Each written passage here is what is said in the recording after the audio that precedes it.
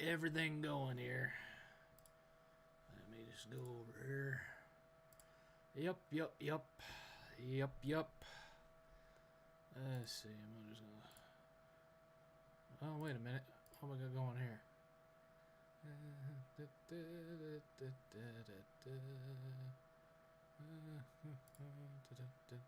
me switch over here. And right here. And we're gonna go here. Okay.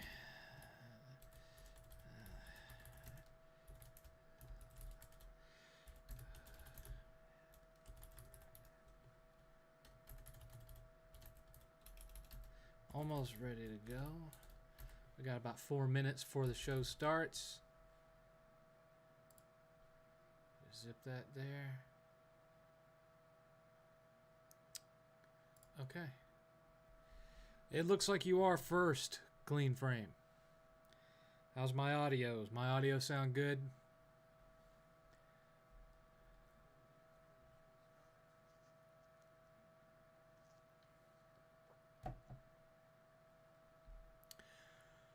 Okay, so we're almost ready to go. Now we just got to wait for everybody to get in here. We'll be starting in about 3 minutes. Trace, 3 minutes. Oh, you see these little cuts? See all these cuts? Cut.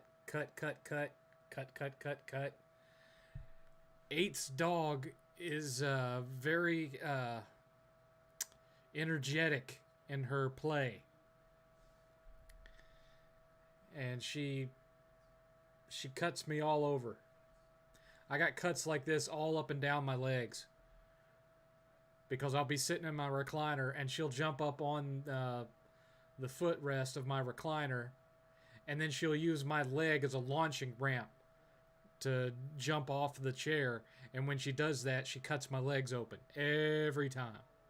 So I've just got cuts and scabs all up and down my legs from this little dog.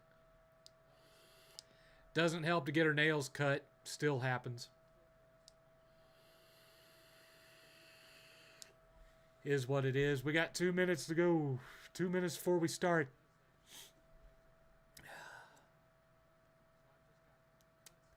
Oh yes, indeed.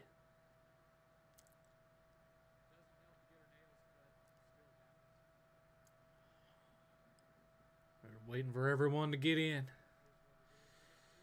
And then we'll give it a go here. If you hear kind of a buzzing noise in the background, that's normal. This room doesn't get very good heat circulation during the wintertime, so I have a floor heater going on in the background here. So just disregard it. We'll be going live here in just a second. Just checking a couple of more things.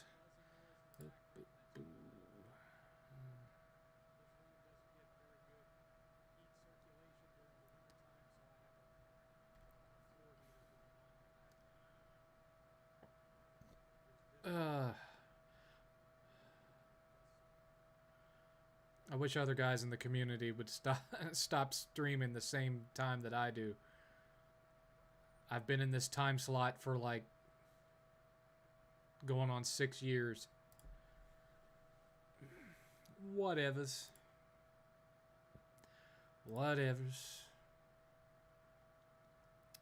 I tell you.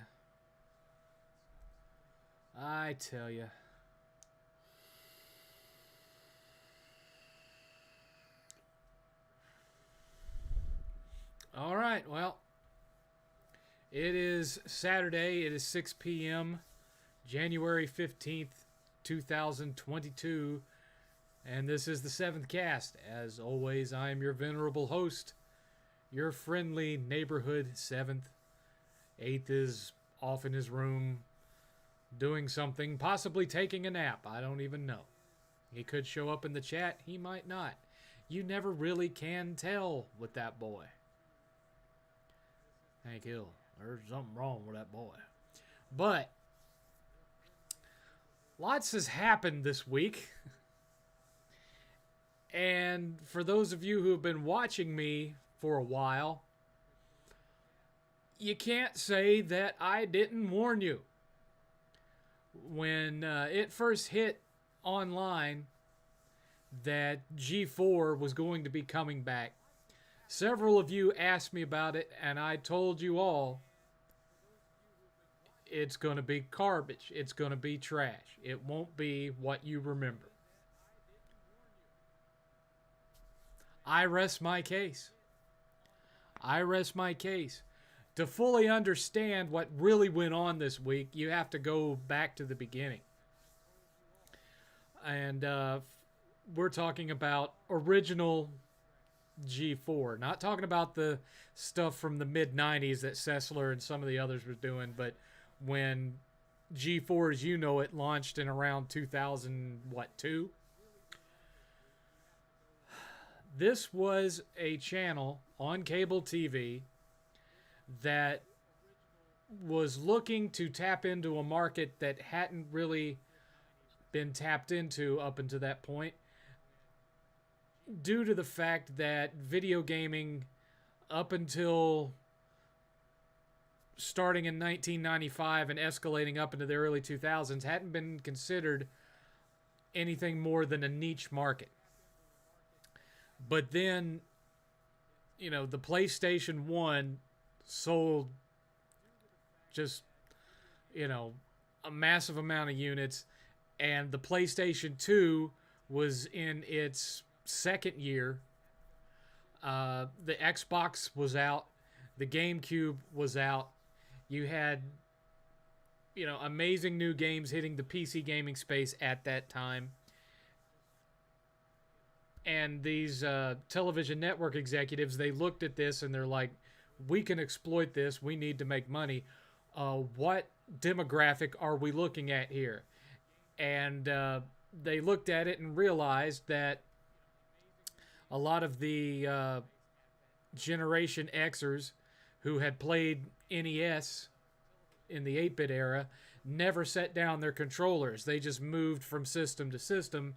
And as they got older, they started getting involved in the making of said games.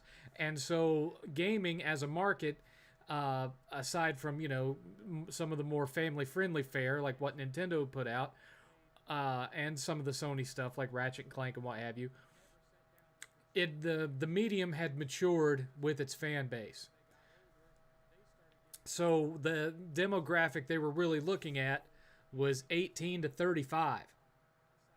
Pretty wide stretch there. I was in my 20s when G4 came out.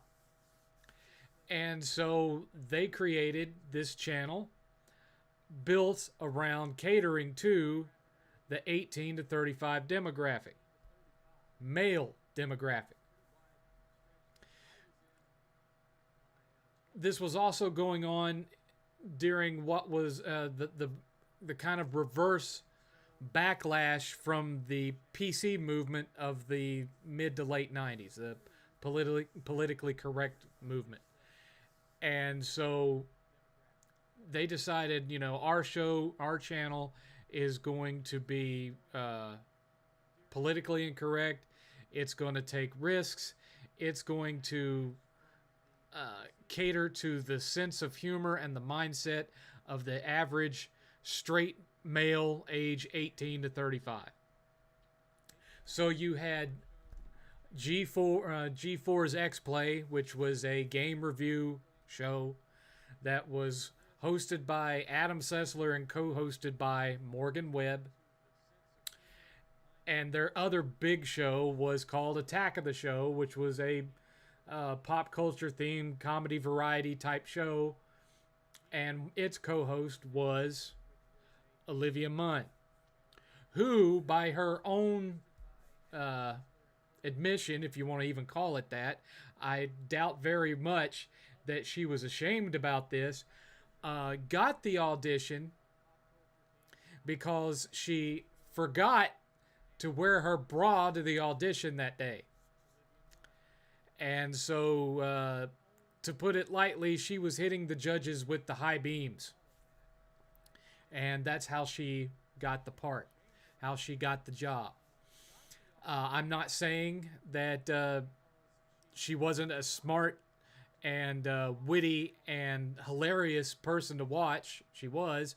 I wasn't all that into uh, Attack of the Show any more than I was into the Man Show, because those two shows in my mind are very similar.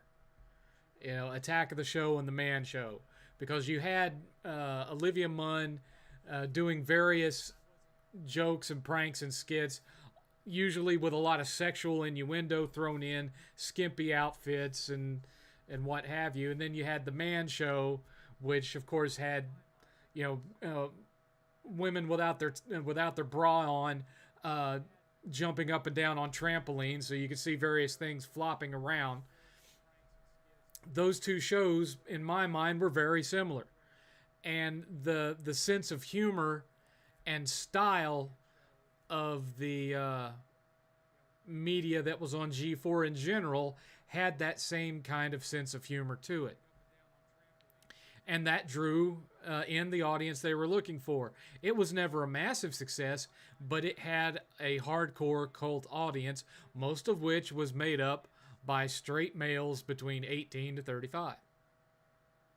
And they watched it for the humor, they watched it for the video games, and they watched it for the eye candy. That's what they were there for. Not saying that they weren't gamers, not saying that they weren't intelligent or weren't good writers or weren't fun to watch for their sense of humor. All of that is true. But the main reason they were there was to draw in male viewers. That's what they signed up for. They knew that's what they signed up for, and they got a lot of success through that, because that got them various photo shoots with magazines and bikini photo shoots and all that kind of stuff. So G4 lasted roughly until 2013. It had been going downhill before that, when some of the staff had left and the ratings were dropping off, and et cetera, et cetera. They got bought out by, I think, NBC Universal. And by that point in 2013, the gamers that had started watching G4 in the first place had discovered YouTube, and as G4 further and further regressed from what it once was and became more about reruns of shows like Cops and stuff like that, those folks that used to be fans, they just started making their own G4 on YouTube. They became the new G4. G4's destiny was written on the wall as soon as the first episode of Angry Video Game Nerd hit YouTube. The moment that hit, writing was on the wall. They had one foot in the grave and the other on a banana peel. Time was short. And the thing of it was, no one ever questioned that Adam Sessler was a gamer. No one ever questioned that Morgan Webb was a gamer. But we all knew, watching it, that they had a team of writers that was helping them write their scripts. We knew that. We knew it. But coming into YouTube, we were writing our own scripts. Now, nowadays, AVGN, he has a whole bunch of people writing for him. Every now and again, he cranks out his own scripts, but he has a whole team of people doing them now. And what's going on? A lot of folks are complaining that the show isn't as fun as it used to be, because they can tell the difference between a James Rolfe written script and a Screenwave written script. It just is what it is. But point being, a bunch of former fans of G4 and just gamers in general hopped onto YouTube and replaced G4. There was no longer a need for G4, because now we had a source of thousands of people that were creating their own content, doing their own editing, writing their own scripts, playing the games, and building an actual community around it that technology had not gotten to the point where G4 could really do it on that level. You know, they had chat rooms and forums and things like that, but not what we have now with YouTube and Twitter and Instagram and all these different things that we all interact with each other every day on. So the community that has been built around video games on YouTube and all these other platforms was the next logical step following the technology. It was an evolution of the concept of what G4 was. But also in 2014, you had the rebirth of the PC movement. And that made it to where, on YouTube, you're not going to see a guy like me and a scantily clad co-host to provide comic relief and whatnot. You're not going to really see that much on YouTube because it would be frowned down on. So it gets announced, modern day, G4 is coming back. Why? Why? What is the need for G4 now? Don't be angry at me, Gerard. I love your channel, and you were really cool when I met you at Retropalooza. But what is the need for you to be a part of G4 when your show was already better than G4 without G4? But here comes G4, and you guys asked me about it, and I told you this is a different world than when G4 existed. Everything that G4 did would have gotten people canceled today. So those of you who loved G4, that's not what you're going to get when it goes live. It's going to suck. Here it is. None of the stuff that they did back in the day, like Olivia Munn, taking a bite out of hot dogs dangled from strings and all that kind of shit, none of that would fly on current G4, nor would they want it to.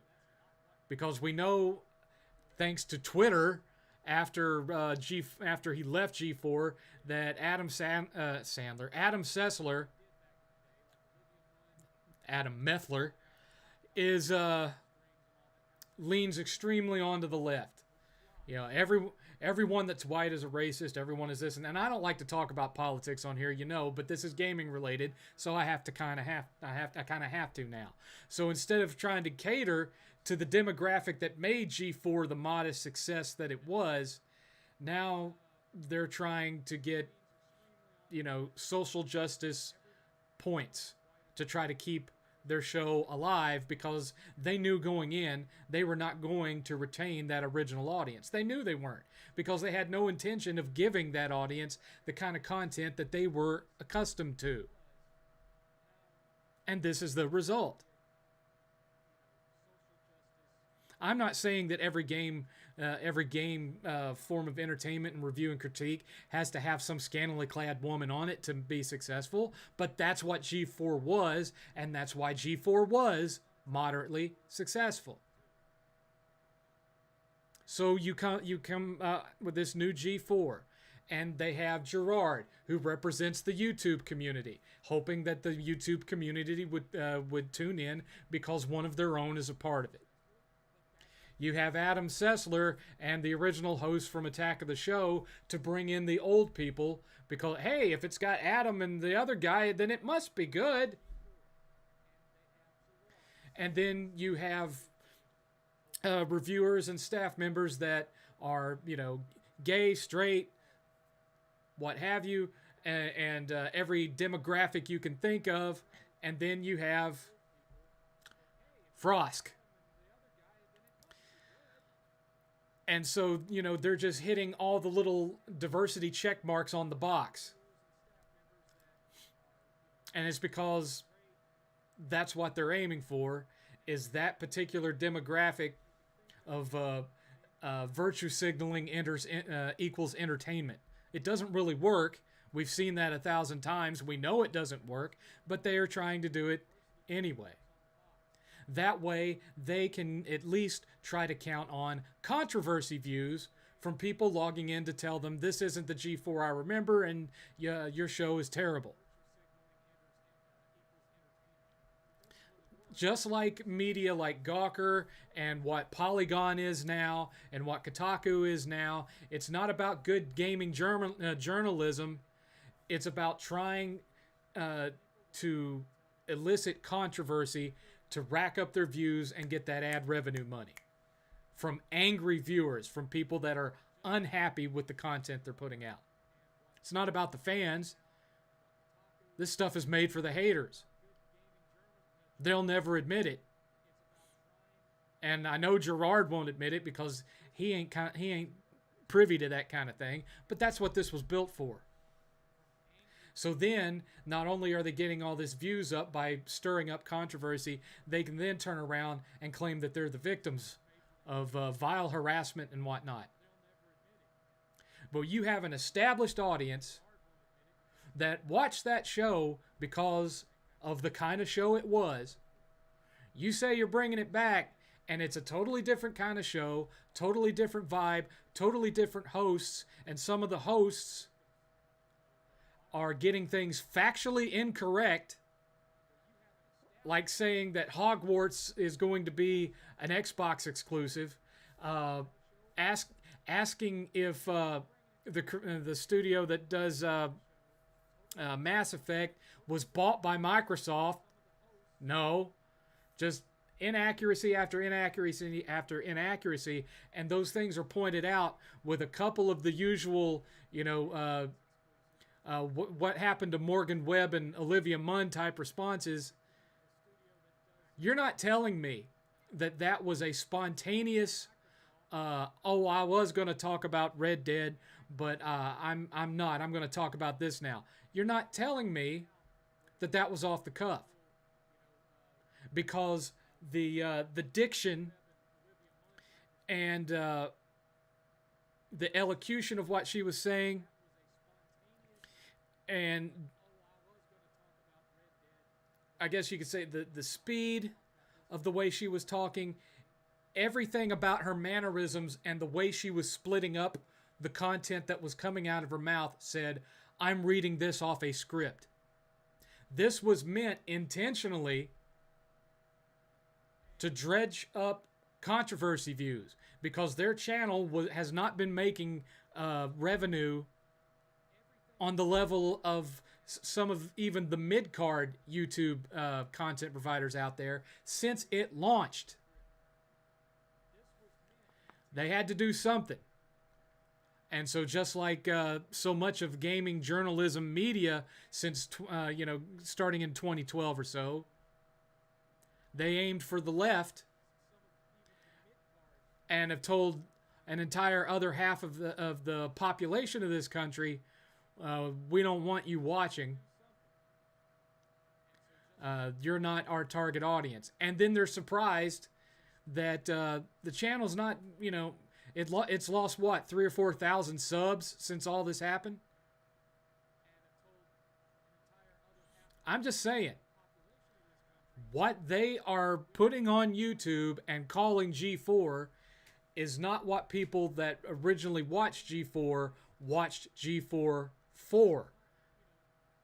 So what, you cannot tell me that they wrote and produced and put out this product not knowing that fan base A was going to hate what they were putting out, and that fan base B was not going to be big enough to sustain them.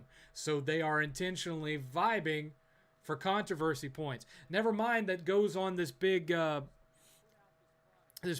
about sexuality, and Morgan Webb and Olivia Munn were not put on the show to be easy on the eyes when that's exactly why they were hired. Same day, video goes up on G4 where this same person is standing behind a male cast member, reaches down and pretends to squeeze his ass and grins at the camera. Sexism for me, but not for thee, apparently. It's just another example of how people like that talk out of both sides of their mouth. That's all it is. And I just don't see a future for this show moving forward. I really don't. And especially once I found out that Sessler was actually coming back to it. Uh, I'm not trying to speak too harshly to him right now because, as I understand it, he recently found out that a family member of his is suffering from a terminal disease, and that's not something to mock anybody for, or try to kick them when they're down. But let's face facts. The Adam Sessler of mid '90s to the heyday of G4 is not the Adam Sessler that is on there now, and hasn't been for some time. We've seen the videos. This is a man who either has neurological issues of his own, or is spending his time just waiting for the special delivery man to come, if you get what I mean.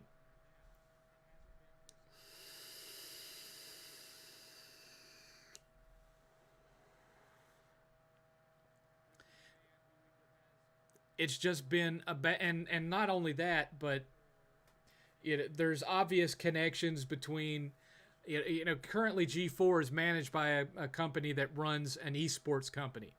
And the guy that runs that esports company, when everyone started talking about reviving G4, was in a relationship with Olivia Munn. There's lots of weird connections like that behind the scenes in regards to the revival of this show. But again, the bare bottom point of it all is, if you have an established property and you reboot that property, but the new property is nothing like the one that had the actual fan base, what else do you expect to happen? When the Dukes of Hazzard in the middle of season 4 replaced Bo and Luke with their other cousins that looked like they're stuntmen, what happened? People stopped watching. When season 2 of Buck Rogers came out, and it had gone from being this fun, pulpy action adventure to being a rehash of Star Trek and Battlestar Galactica, with Wilma being dressed like a flight attendant and basically having her role reduced to Lieutenant Uhura levels. What happened? People stopped watching. Time and time again, you can point this stuff out. What happened with the new Mortal Kombat movie? It wasn't good. People stopped watching. What happened with the Star Wars Disney sequels? Time and time again, when you take an established property and you change it up and make it to where it no longer resembles what this was, the people that made the original a success are going to turn their backs on it.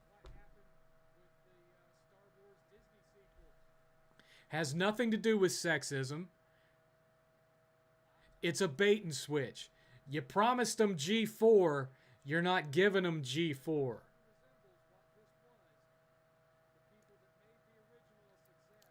You're giving them SJW4 instead. They don't want that. They wanted G4's return to be an escape, to be an alternative from what folks like Polygon and Kotaku have been spewing out into the community for the last 10 years. They wanted you to be what you used to be, the counterculture. And that's not what you've given them. So they don't like it. And because of a couple of trolls that threw out a couple of "you're not so easy on the eyes" troll comments in a chat, which didn't even appear in the chat during that live stream,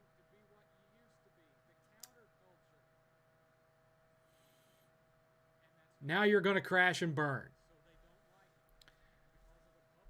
There's not going to be some massive G4 explosion of popularity. It's not going to happen now. It never was going to happen before, but now it's really not going to happen.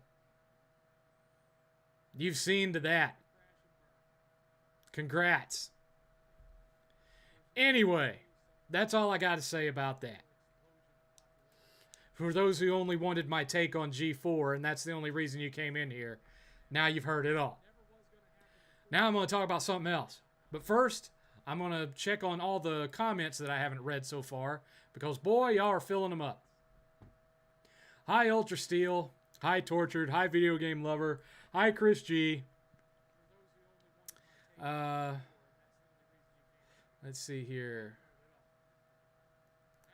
A lot of people forgot that G4 became trash back in 2000. It became trash way before it actually went off the air.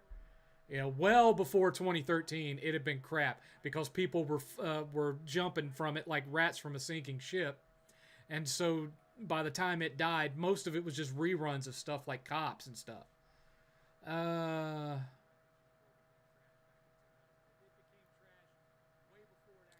Let's see here. Yeah, towards the end, G4 was nothing but reruns of Cops and Ninja Warrior. Pretty much, yeah. Hi, Short Round. Let's see here.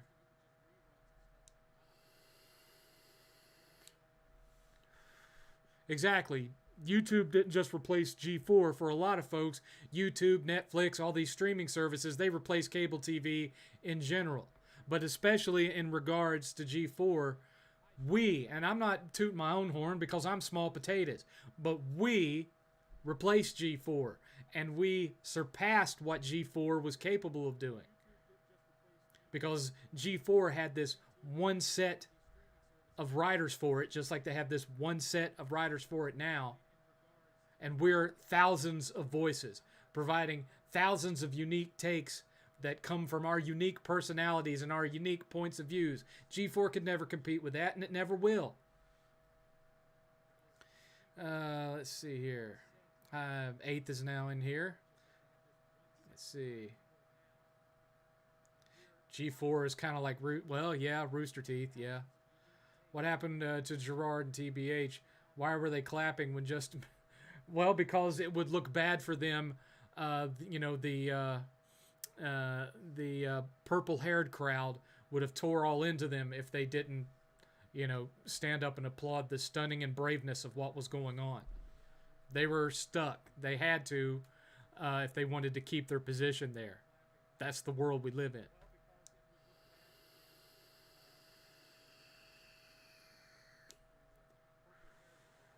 Right, Brother Natural. Before G4, there was Tech TV, and you had 2 female hosts. And, neither of them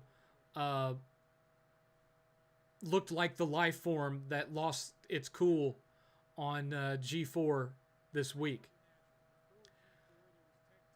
It really sounds like this person has some personal self-esteem issues that they need to work through. I do not embody the look of a leading man. Do you know how many times I have had my appearance mocked on in chat, in comments, and so forth since I started this? Numerous times. Guess how much of a shit I give? None. I'm trying to be nice here. Julia Roberts, world famous actress Julia Roberts, could not pull off that look in Hook. You aren't going to either. I'm just saying. Anyway.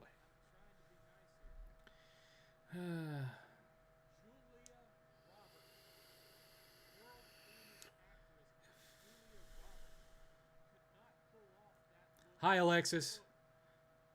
You know what's ironic? People love Morgan Webb and Olivia Munn. They're well liked. Absolutely no one hates those women. They pretend someone saying they're hot is akin to hate. Yeah, I know. To be fair, G4 didn't even take anything back that it did slip some liberal politics into their show once in a blue moon. Yeah, but not to the level of what's going on now. And they certainly weren't on Twitter saying that a particular portion of the audience needs to die or burn in a fire or what have you. People in their own family die, etc., etc. I don't know if Reset Era is defending them good because I don't take part in Reset Era.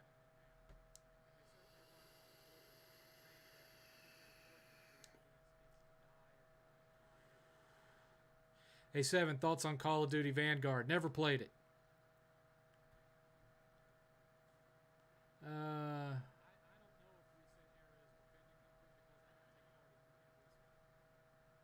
I was all from John Smith. I was all set to support the G4 revival, and even though so far the new content hasn't been very good, they pissed all that goodwill away. They pissed it away for a lot of people, John. Hey, Alex.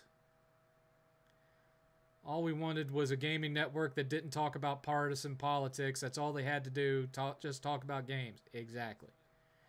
G4, they didn't need Olivia Munn. They didn't need Morgan Webb, because you weren't going to get that in this day and age anyway. All they needed to do was be the counter to what we've been dealt for 10 years. All they needed to do was review games without tossing their own personal politics into it, but they just couldn't resist themselves. And this is the end result.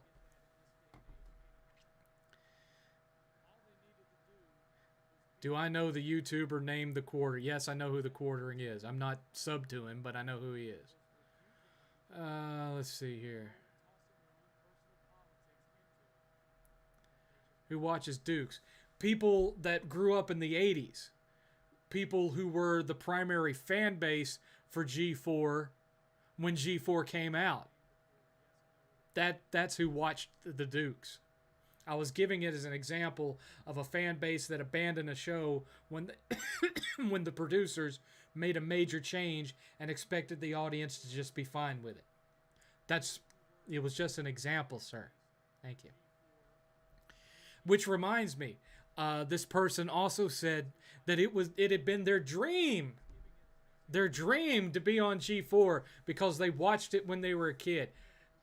Clearly you did not, or you would have known exactly what G4 was. What part of G4 were you watching? Cops?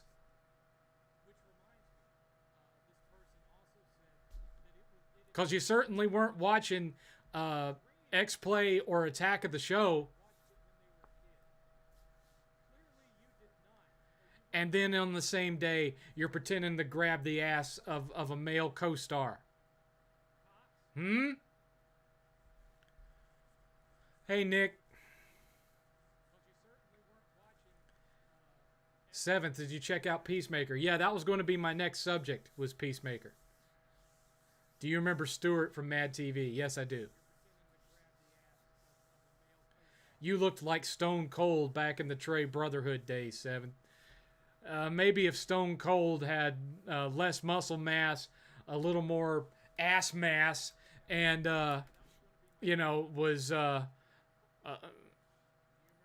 3/4 of a foot shorter, then yeah, maybe I looked like Stone Cold back in the Trey Brotherhood days. G4 drank the Kool-Aid. Who would have made a better portrayal for Joker in '89? Robin Williams, Willem Dafoe, Mark Hamill, or Tom Waits? I think Willem Dafoe would have been a very interesting Joker. Yes, I've played some of the Yakuza games.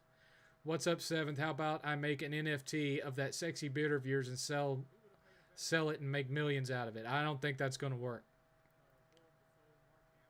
Favorite episode of Dark Side of the Ring? I don't think I've watched them all yet.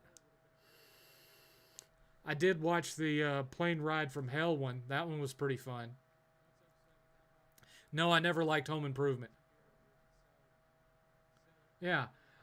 From the one named Shadow, I wasn't even an adult, and I remember X-Play having a lot of adult jokes. It did. It was all really politically incorrect humor.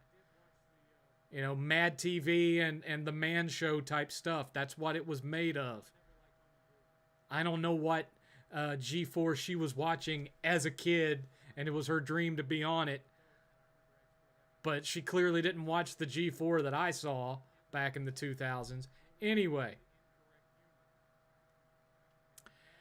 So, I had not had any interest in watching Peacemaker. I liked the new Suicide Squad film, but I wasn't all that interested in John Cena's character from what I'd seen of it in that movie. But today, me and Nate were sitting there with nothing else to do, and I was like, well, this is on here. Why don't we watch one episode of it? That quickly became marathoning all 3 episodes that are currently available on HBO Max. That show is fun as hell. And watching the credits, I understand why. It's because, Gunn, the guy that directed the newest Suicide Squad movie and the guy that did the Guardians of the Galaxy films, is writing and directing this show. And it shows. It's like the kind of humor that you'd see in Guardians of the Galaxy, but R-rated.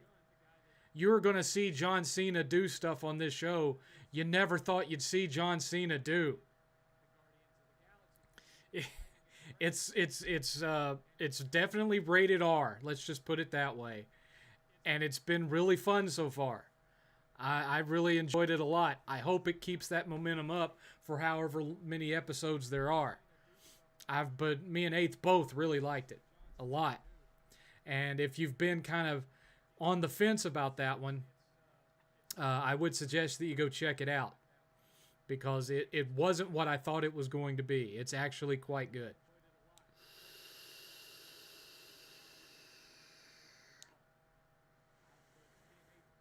Remember when you predicted the idiot box and it came to fruition? What are you talking about? Refresh my memory on what you're talking about, Rand. 7th, I just picked up a crack in time. I love it so far. Yeah, like I said, that's my favorite Ratchet and Clank game. Best and worst John Malkovich films? I don't know. I'm not all that versed in John Malkovich cinema. I could probably only name off the top of my head a couple of films that I've watched that he was in. Let's see here. A lot of the DCEU stuff has Greg Berlanti's hand on it, hence why the quality is really low with those shows. Thoughts on how Rockstar ruined the GTA Trilogy remaster? I haven't actually played it. I've just seen footage of other people playing it. And you would think, considering that they only have 2 remaining franchises that they're known for, which is Grand Theft Auto and Red Dead, that they would be more careful with their Tier 1 IP, their franchise. But they handed off to a mobile game porter to handle this remaster, and what are the results? Garbage. That's what the result is. I don't own it, and I don't ever plan to own it.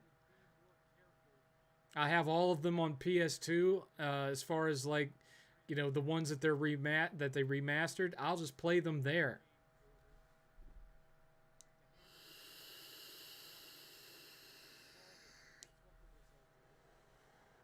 What's the point? Definitely a disappointment, without question. Oh, and for anyone in here that's new, I completely forgot to bring this up last week. This is a 3-hour podcast. It runs from 6 p.m. Central to 9 p.m. Central. This can be extended by donation. $50 or more, I stay an extra hour. $75 or more, I stay an extra 2 hours. $100 or more, I stay for a mind-numbingly 3 extra hours for an ass-blistering 6-hour podcast. It's all up there. That hasn't happened in a very long time. I don't expect to happen tonight.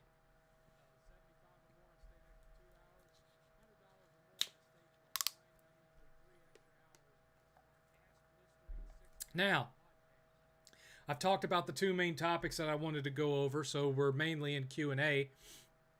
But here's a question for you. Out of everyone that's watching right now, how many of you have subscribed to my new review-only YouTube channel? Show of hands. We got 31 people in here right now.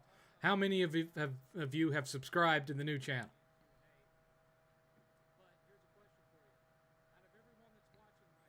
Everyone raise your hands if you have. I want to know.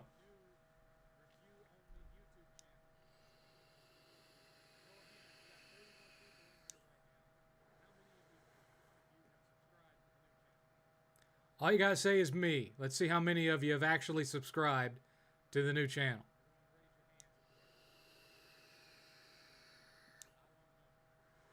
One, two, 3, 4, 5, 6. Six out of 31. Do I have 7? 7. No, that's another. That's the same person again. 6. We're still at 6. 6 out of 31.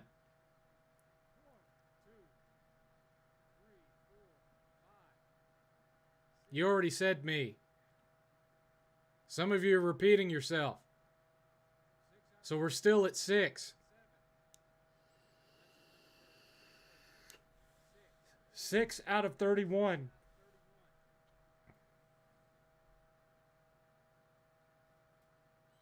Why haven't the rest of you subscribed to my new channel? Oh, wait, 7. We've got 7 who have subscribed. 7 out of 31. 8. 8 out of 31. How many more? Is that it? Just 8? Just 8 out of 31?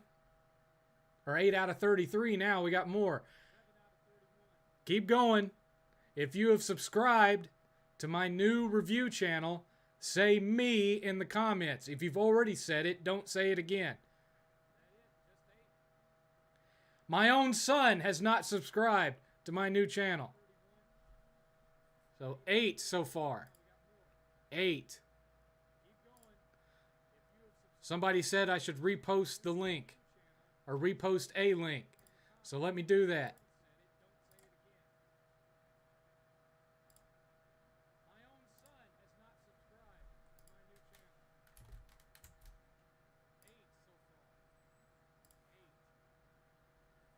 Let me do that.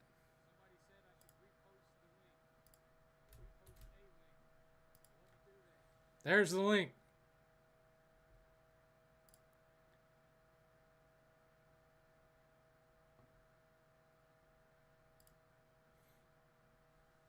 So let's see, we were at 8. Clean Frame says, waiting for content. There's content on it, Clean Frame. It's just re-releases and re-edits of previous reviews. The new reviews start Monday, and you'll get a new review every week on either Monday or Tuesday, depending on how busy I am. But you'll get a new review 2 days from now. Hi, Virgil. What's the name? The name of the channel is DBTS. Stands for Don't Buy This Shit. I just posted the link. All right, so we got 9. 9 out of 30, however many viewers have subscribed. So roughly 1/3 of you.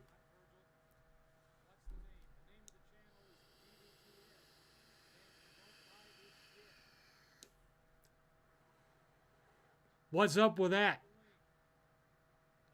Have I not given you fun stuff to watch?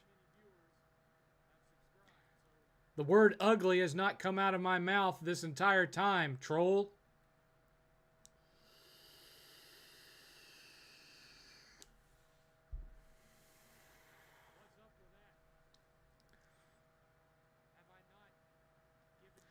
Like I said, new content for this channel starts Monday. Until then, you've got 2 remastered reviews that are on there now. Another remastered review will go live tomorrow. The longest one I've ever done, by the way. The longest review I've ever done of a single game will be re-released tomorrow. And then Monday, you'll get a brand spiffy new, never before seen review. And you'll continue to get that on a weekly basis, either on Mondays or Tuesdays. Let's go. I want to see the sub number going up. Only bad reviews, or is it going to be stuff you like? I'm going to do positive reviews too. But it's mainly going to be about the series that's been my most popular from day one, which is DBTS. But there will be positive ones too. In other words, BTS. Buy this shit.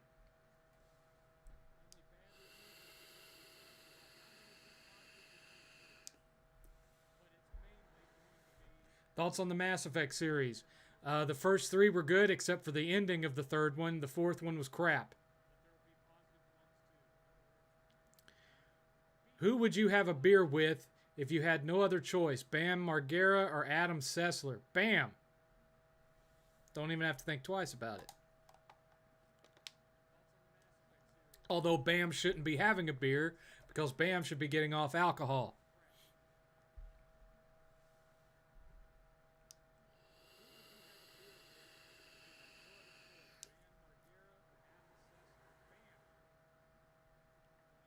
And I mean it, folks. I am looking to provide new weekly content on that new channel. I'm still going to be posting videos on this channel when I have something that's non-review related that I want to talk about. But primarily, the channel that you're on right now is going to be the channel for the 7thCast from this point on.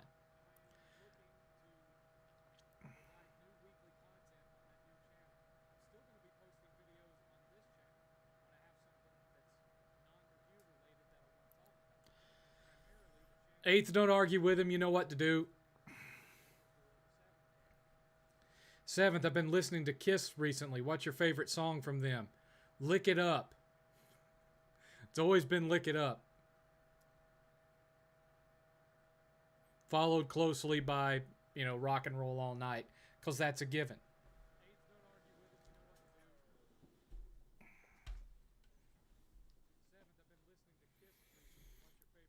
Seventh, which game gave you the most difficult time getting that trophy?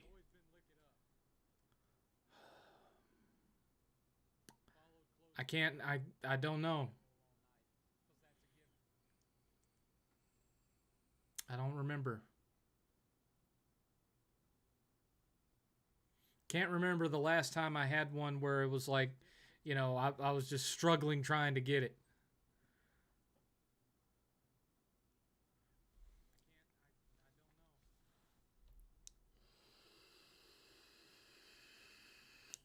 Thoughts on God of War on PC? Good for them. Yeah. No big deal. It just means more people are going to get to play the game, but ultimately for both Microsoft and Sony, this kind of thing is going to be less reason in the long run to own a console. I'm just saying.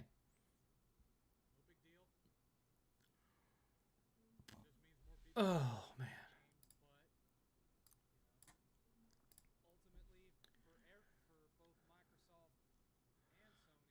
Are you excited for upcoming new game, which is spiritual successor to Dark Souls Elden Ring? That's more 8th's thing. I'm sure I will watch 8th play it. Thoughts on Control? I haven't actually played Control yet. Been thinking about it, though, to do either a positive or negative review, depending on what I think of it. Yes, she did, Virgil. Yes, she did. Thoughts on the Deliverance dueling banjo scene? I think it's, I wouldn't call it a classic moment in cinema history, but it's a very memorable scene.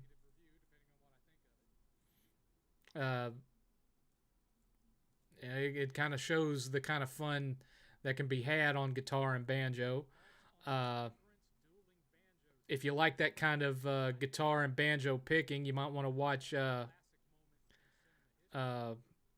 Roy, what's his name? The guy from that was on Roy Clark, the guy that was on Hee Haw for so many years.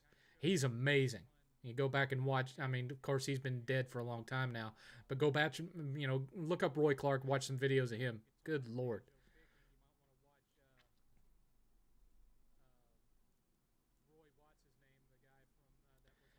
Seventh, what was your favorite Skype war moment?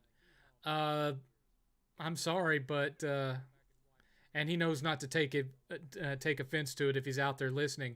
But the night that MVP lost his shit and got arrested, that that was never and will never be topped.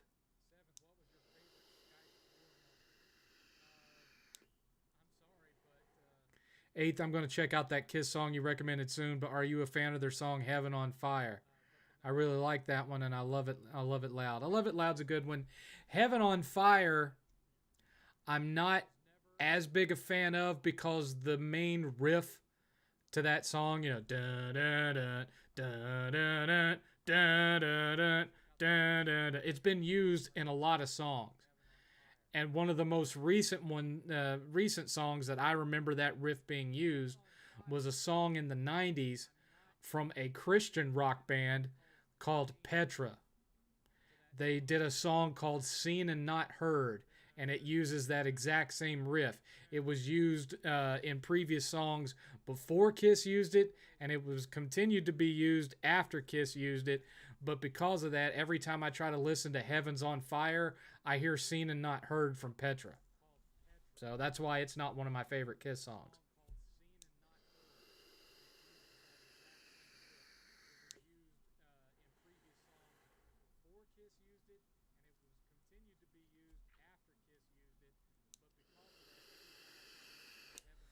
So keep the questions coming.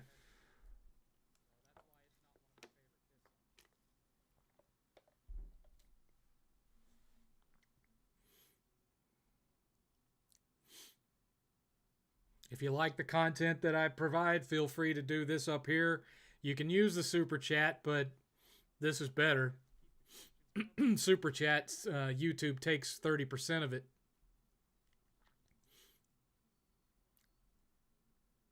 Of course, I'm not a big donation pusher. I don't live off of YouTube. But you know, typically anything that you guys donate goes towards buying better equipment, buying games to review and videos. Sometimes if Eighth needs something, you guys have donated for him in the past. One time his laptop broke, and you guys actually donated enough to replace his laptop, which was awesome. I was making a lot less money back then.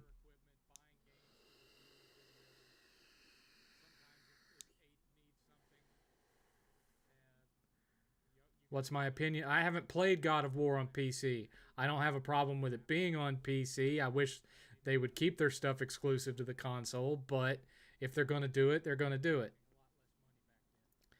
It's not like I work for them.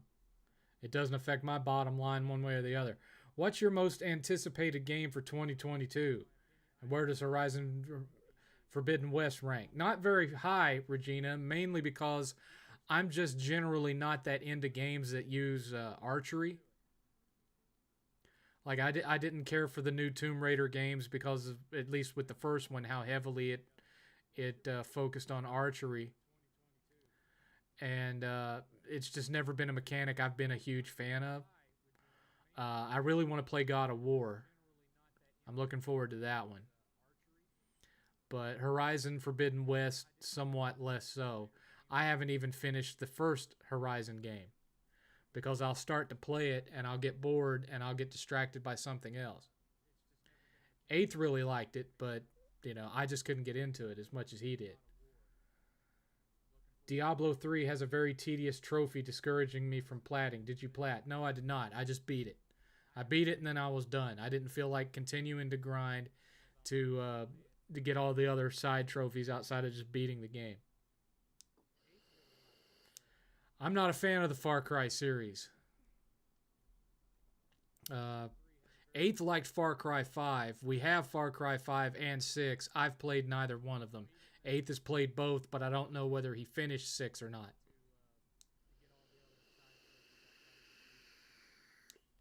Thoughts on Boba Fett Episode 3 featuring the Power Rangers? Yeah, that one threw me too. Whose idea was it to have 5 space bikers driving space mopeds that match the colors of the Power Rangers. What made them think that that had any business being in a Star Wars property?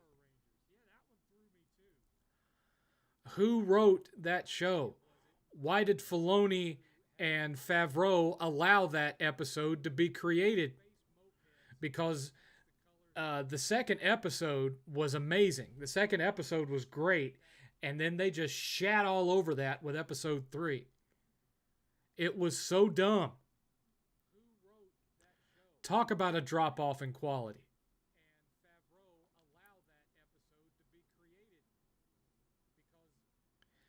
Seventh, do you think Ninja Bread Man for Wii was a potentially funny concept but executed poorly? No, I think it was just a cheap cash grab from a underfunded, undertalented studio. That's all I see in that game. I don't see any potential for anything more with it. I don't think you could have thrown any more money at it and made it significantly better than it was.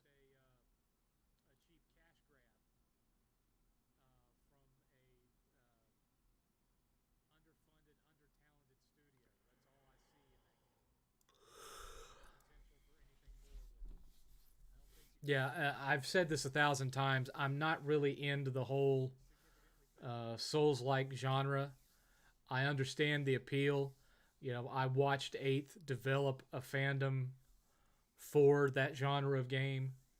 I understand, you know, why people become fans of that genre. It's just not something that's for me.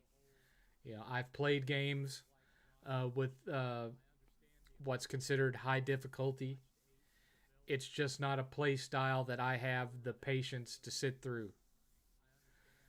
When it comes to action RPGs or what have you, uh, I tend to be about games with, you know, fast moves and fast combos and uh, I'm more in the Devil May Cry / old school God of War / Kingdoms of Amalur camp than I am Souls likes. And in fact, Kingdoms of Amalur is one of my favorite games from the past 3 generations. I love that game. Absolutely adore it. I've got the platinum on it from the re-release. Beat it on hard mode. Game's fun as hell.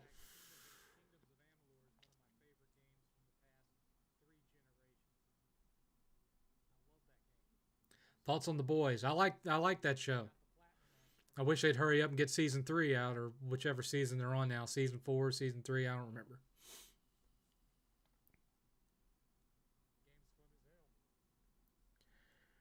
Without getting political, why is Marvel and DC strongly pushing for female-centric story arcs? Partly because of who they hired in to replace the artists that have left to go run their own independent works or retired entirely. You have people that are being hired on with different political sensibilities, and so they are then placed in positions of power, and so they are gearing and retooling to cater more and focus more on their own political beliefs. Same kind of infiltration that's gone on in some aspects of Western gaming and in the movies, but is consistently caused a backlash. It is blown up in their own faces to the point where now manga is regularly and easily outselling Western comics. It's not even close. Just is what it is. Thoughts on It Takes Two? I haven't played it because It Takes Two and Eighth doesn't want to be my 2 on that game. I would try it, but, you know, in any game that I want to try that's a co-op game, whether or not I actually get to play it all depends on whether I can talk Eighth into playing it with me. Because if I can't get Eighth to play it with me, then I just don't bother. Yes, I want to see the new Doctor Strange film. Sam Raimi, Doctor Strange, that's a match made in heaven. Why would I not want to watch it? Seventh, why are comedy movies dead now? Because because jokes aren't allowed anymore. Humor isn't allowed anymore. What passes for humor bombs, and all successful humor gets shamed. So you're not going to see outside of direct-to-video comedies like The Hangover or stuff like that anymore. It's just not going to happen. They'll end up being, direct to streaming, if at all.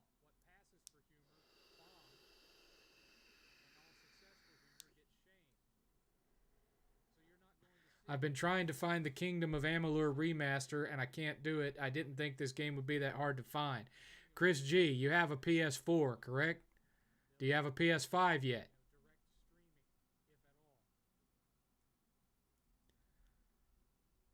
Thoughts on the new Twisted Metal game being developed by the former MotorStorm devs? I don't know. I don't know. We'll see. Yes, the Eternals movie was horseshit. Terrible movie. Not good. Thoughts on Jedi Knight, the game? I didn't play Jedi Knight that much. I played the Jedi Academy game back in the day.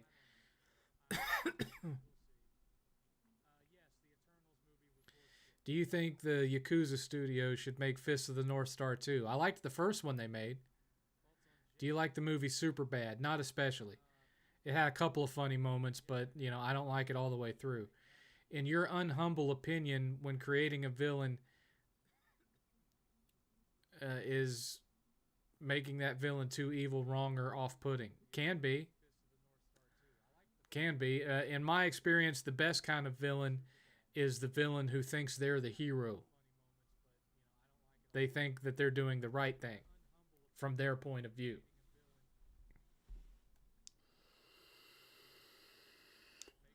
The worst villains are the ones that are just evil for the sake of being evil. Now, I'm not saying that every villain should be the, he's just misunderstood thing that's been really popular in media lately. They can still be evil, but their evil is leading them to suspect that the evil things that they do are right. An example of doing it the right way would be Thanos.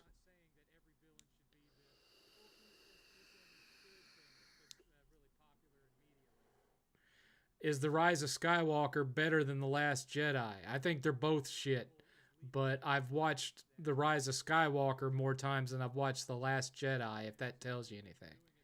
They're both terrible. Doctor Strange was referenced in Spider-Man 2002, and now he's actually directing it. Talk about, have you played Judgment? I have Judgment, but I have both the Judgment games, but I haven't played them yet. I have both, but the game is just not in my local game store. Well, I know I frown down on such things. You can buy it digitally, Chris, if you're just really wanting to play it and can't find a physical copy. Otherwise, you can buy it on Amazon Prime and have it shipped to your house.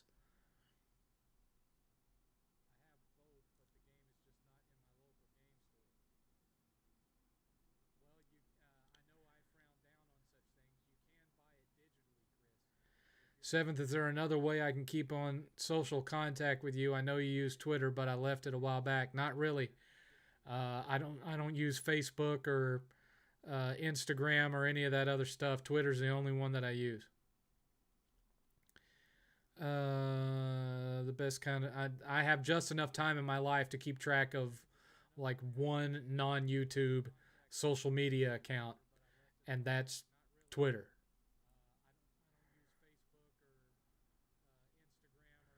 I understand you said you don't like the Dark Souls formula. Did you play Jedi Fallen Order? No, I didn't. How would you feel about a sequel? I have no interest in it because I haven't played the first one. I own it, but I haven't played it. Seventh, what was Microsoft's response to the Red Ring? Well, for a long time, they pretended it wasn't real. And then they finally had to cave when it was getting broadcast all over the news that it was a legit problem.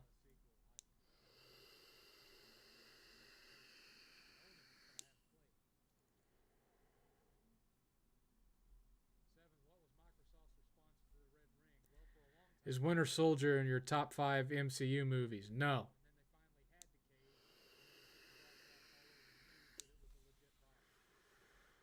I don't care for Winter Soldier because Winter Soldier led directly to a very lackluster interpretation of Civil War.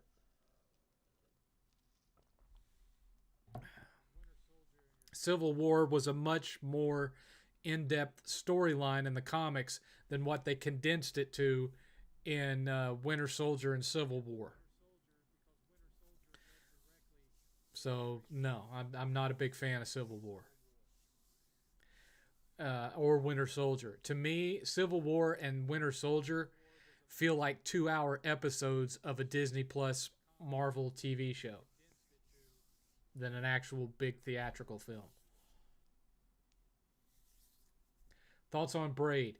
As a general rule, I'm not a big fan of games that manipulate time, like time loop games. Like, for example, I haven't even played Deathloop yet because I just don't really care for that kind of mechanic. Let's see here. The closest I've ever come to liking that kind of mechanic was Ratchet and Clank: A Crack in Time, and even then, I wasn't a fan of the Ratchet time puzzles that you had to solve. That was the one thing about that game that I didn't care for. I always tried to rush through the time puzzles as quickly as I could because I just considered them a distraction from what I actually liked about the game. I'm fighting against digital as long as I possibly can. I'm just going to have EB Games order it. Or you can order it from Amazon Prime. If you have a Prime account, it would be at your house possibly next day. It all just depends on whether they have it in stock at a distribution center near you. Let's see. Let's say, for example, Kingdoms of Amalur PS4. Let's see.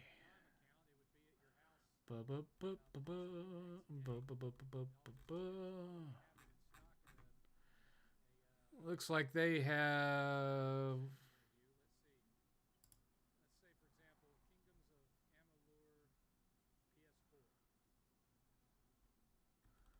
Let's see here.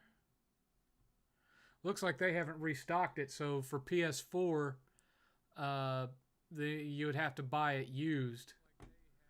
Let's see here. You can get, if you have an Xbox, you can get the Xbox version of it for $24, $24.49. But they only have 2 left in stock, so you'd want to hurry up and order it if you're going to order it.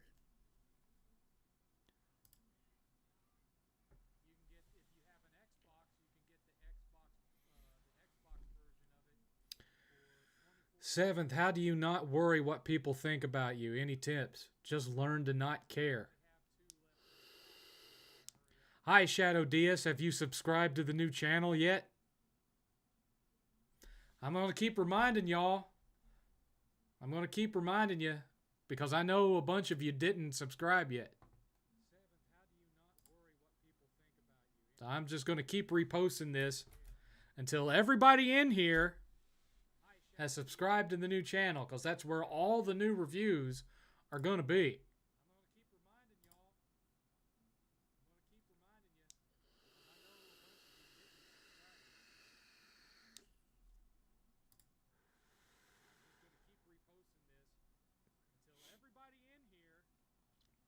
And so far, out of everybody that's watching tonight, only 3 new people have subscribed.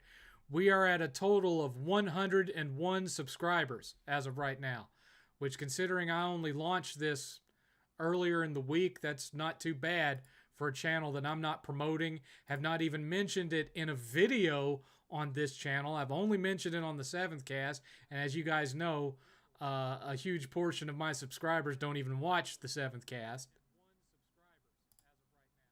So, 100 subs with little to no promotion, I'm down with that.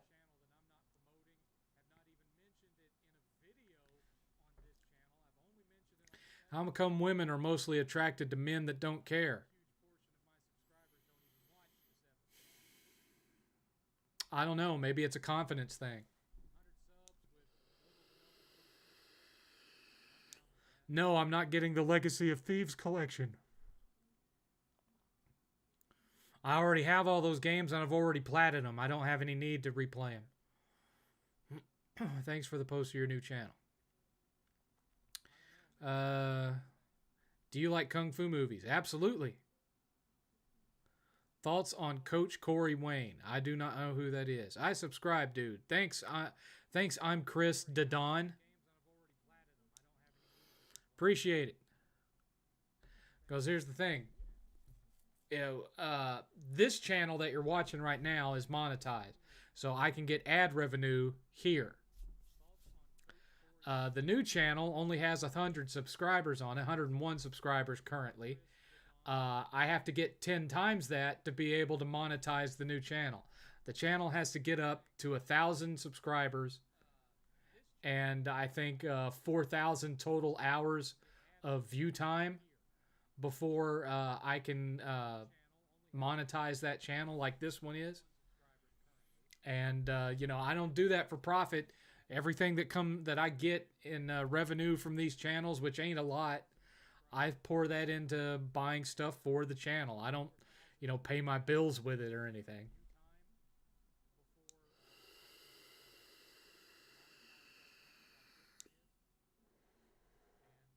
Doom 2016 or Eternal?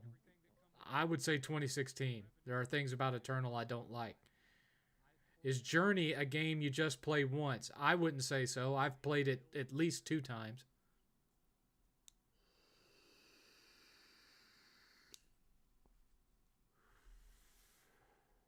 If G4 asked you to work for them, would you do it? No, I don't have the time. And I don't want my content being controlled. I write my own scripts. I do my own editing. I like being the master of my own destiny when it comes to YouTube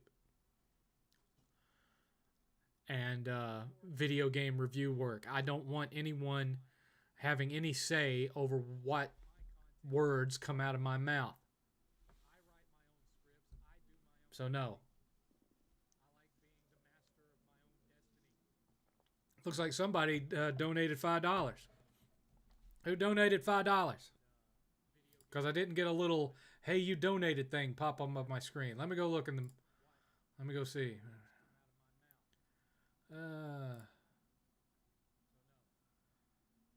Well, this is your, I'm assuming this is your real name, and I don't want to read your real name off of this email. So I can't see what your screen name is. But whoever you were, thanks for the $5. I appreciate it. So that gets you a dollar bill. Let me see if where's my dollar bill. Here we go. You get a dollar bill.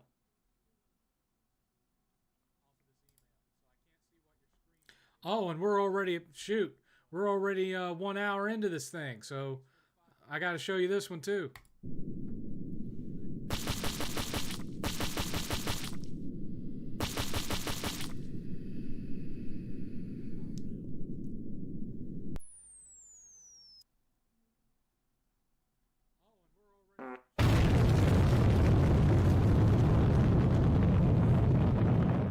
Thank you, Brother Natural. I appreciate it.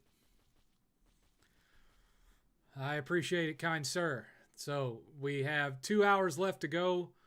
We have $5 in donations, which means we are $45 away from the 10 o'clock extension goal. Moving on. Mozart or Beethoven? For me, Mozart. Did you enjoy the film The Witch? No, I did not. I was not a fan. When did you stop caring about the Assassin's Creed games? With Assassin's Creed 3. I just didn't like that game. It bored me to tears. Whatever happened to your review of The Last of Us 2? I uploaded it way back when the game came out. It's on here on the original channel. course, if you wait till tomorrow, you won't have to go to the original channel to see it. Hint, hint, spoiler alert. Which was worse, Guantanamo Bay or Alcatraz? Probably Guantanamo Bay. And thanks for not telling everyone my real name. No problem. Did you ever play Sonic Mania or Colors? I have Colors on the Wii, and I played around with Sonic Mania on PS4, but I didn't play it all the way through. Have you played Hades? No, I have not. Why didn't you like the film The Witch? It was boring to me.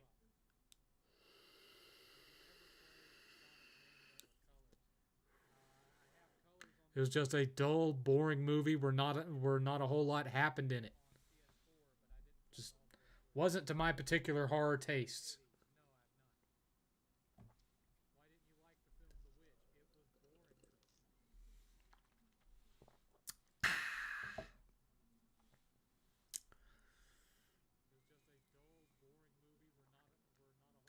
Keep them questions a coming. Keep them a coming. Appreciate it. Appreciate it. Do do do do do. Oh. Do do do do do. Do do do. Let me check something real quick. Here. Let me check something here.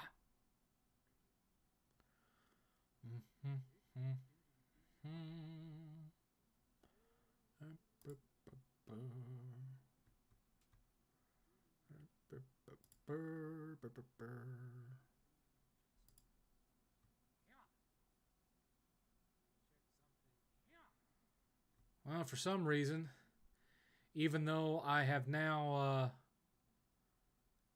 moved past 100 subscribers, which was supposed to be the last thing I needed for it, it's not yet giving me the option to create a custom URL for the channel. I'm not sure why. I'll have to research that further later. Maybe it has to stay through to the following month, or maybe you have to have so many videos uploaded. I don't know. But it's not letting me create a custom channel URL yet. It's supposed to be right here on this this page, and the option's not there yet. So maybe tomorrow. Maybe tomorrow. We'll see. We'll see.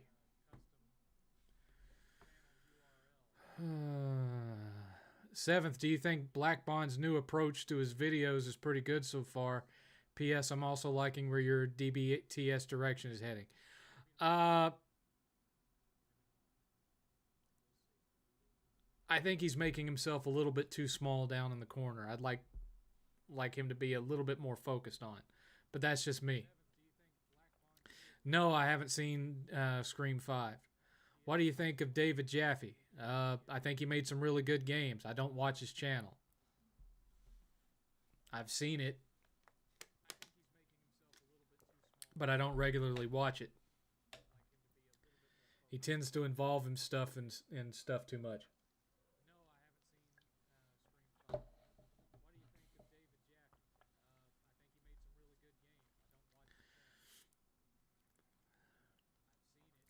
What is the best PS5 game you've played so far? You mean like an exclusive? Probably the newest Ratchet and Clank. And I've already stated that the game I'm looking forward to the most as far as PS5 exclusive goes is God of War. How do you tackle platting Kingdoms of Amalur? Did you do an all-around build? No, I can't remember what kind of build I did. I'd have to load it back up to look at what weapon I have and what have you. I mean, mainly all I did was a bunch of grinding to build myself up.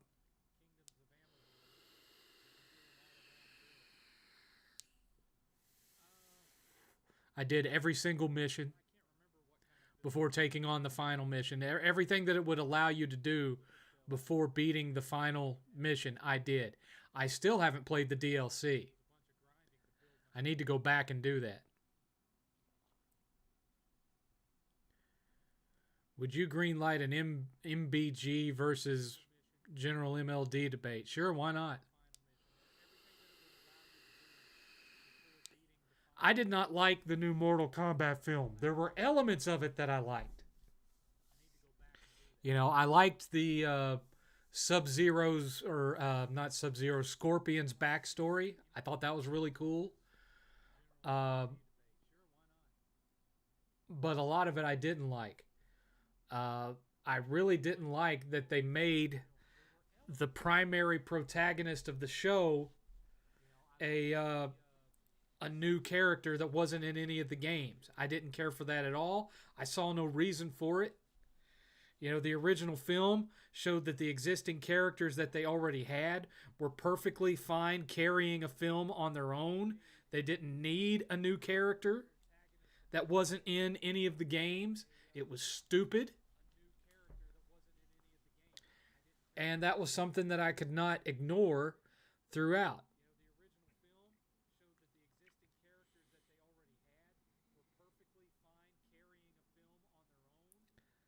Thoughts on Black Baron's 0-win record in AEW?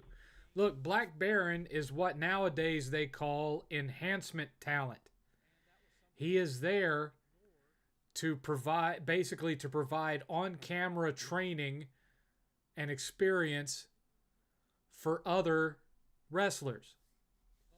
So for whatever reason, AEW has currently determined that whatever they see as the it factor to push and promo a wrestler, they don't see it in Baron. So they use him to make the other guys look good. So he is basically, if you're an old school WWF watcher, he's Barry Horowitz. He's Iron Mike Sharp. He's the guys that showed up regularly to lose. To put the other guy over, to help the other guy in their push. That's what he's there for. And I mean, he's on TV. He's wrestling on TV. He is living a portion of his dream. But as far as being like, you know, a main event star, he hasn't made it yet. And apparently so far, they don't see the potential for that in him. Not even as like a cruiserweight champion.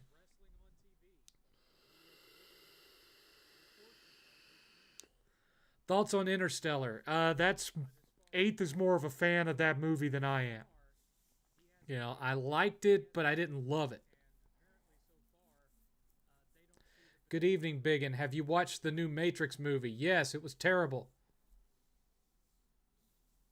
It was absolutely crap. Yes, he's a jobber. He's a He's a Barry Horowitz. Self-back clapper. There to make the other guys look good. And he's good at what he does when it comes to making the others look good. He is a master of laying on his back and staring up at the lights. And I'm not discrediting his wrestling talent. He has good timing. He's got good fundamentals. Yeah, he does good ring psychology. He knows his moves. But for whatever reason, they don't look at him and see superstar. I don't know why that is.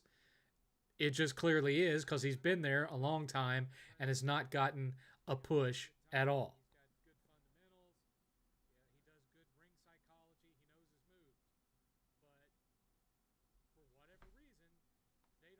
I had to pop my neck. I'm getting old, fellas. I'm getting old.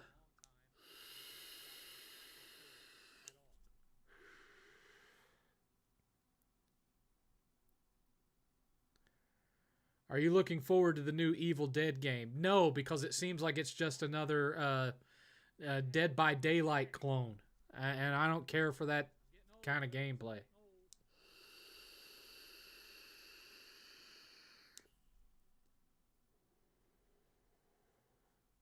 You know, put some real money behind that Dead franchise and give me something with more meat on the bone than that. Give me a big open world sandbox style game where I'm playing as Ash in a city overrun with deadites. Give me that. That's what I want.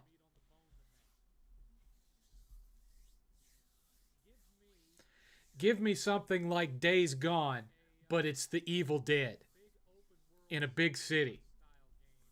I put it in Boston or put it in Chicago or New York or whatever. Put it in Atlanta, wherever. Just put it in a big city. And, the whole city's been overrun with deadites. And let me run through that sandbox just killing deadites and spouting one-liners. That's what I want for Evil Dead. Not this, Dead by Daylight with an Evil Dead skin on it. No, thank you. 7th, have you ever had to use food stamps before? Yeah, I've had to use food stamps. Uh, when my when my dad took an early retirement back in the 90s, and he had another job lined up, but that job didn't work out, and so the only kind of work he could find, aside from trying to go back to the police department, was as a security guard. They went on food stamps to be able to afford groceries because he wasn't making enough. And there was a brief period where when I got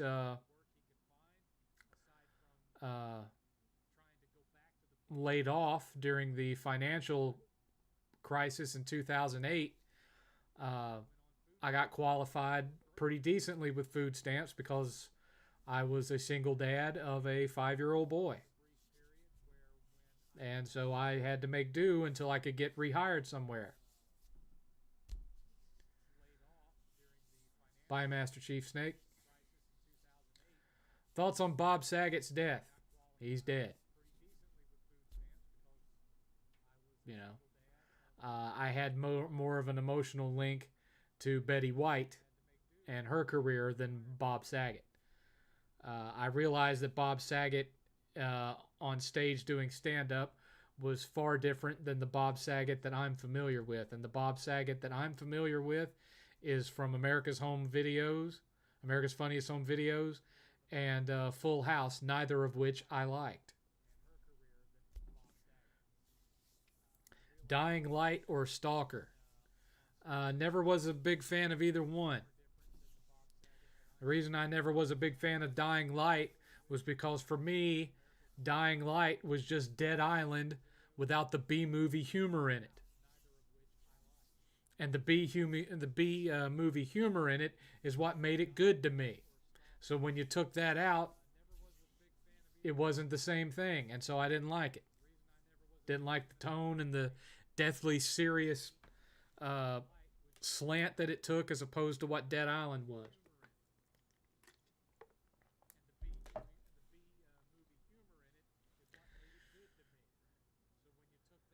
Evil Dead, A Fistful of Boomstick was not that bad. You're right, it wasn't that bad. Evil Dead on PS1/Dreamcast was terrible. It was a Resident Evil ripoff, and it sucked. Evil Dead Fistful of Boomstick wasn't that bad, and the other one that they put out on PS2 really and Xbox, it really wasn't that bad either. They weren't great games, but they were fun for what they were. Best Infamous game. I think my favorite out of all of the Infamous games was probably Infamous 2.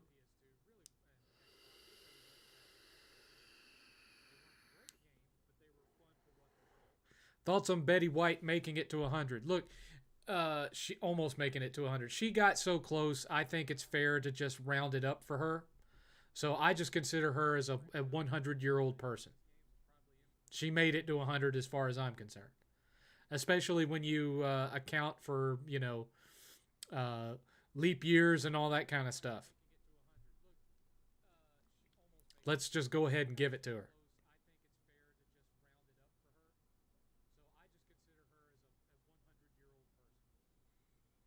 Have you played the DeBlob games? I played the original one, I think, and I didn't like it.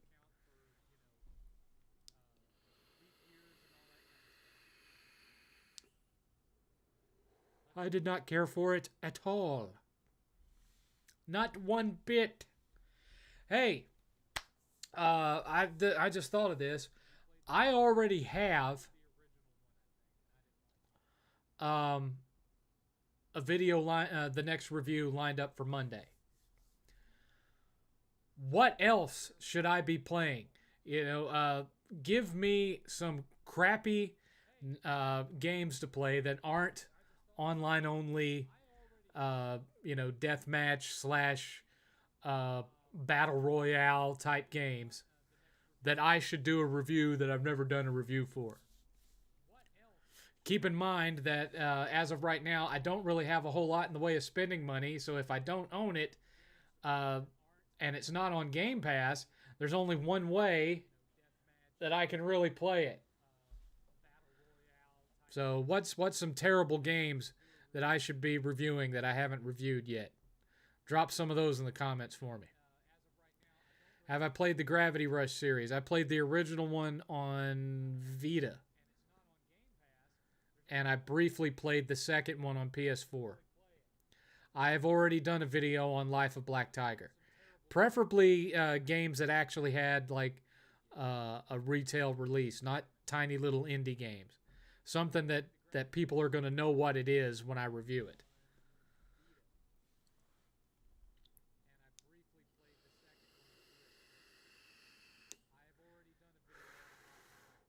Killzone or Halo, which is better?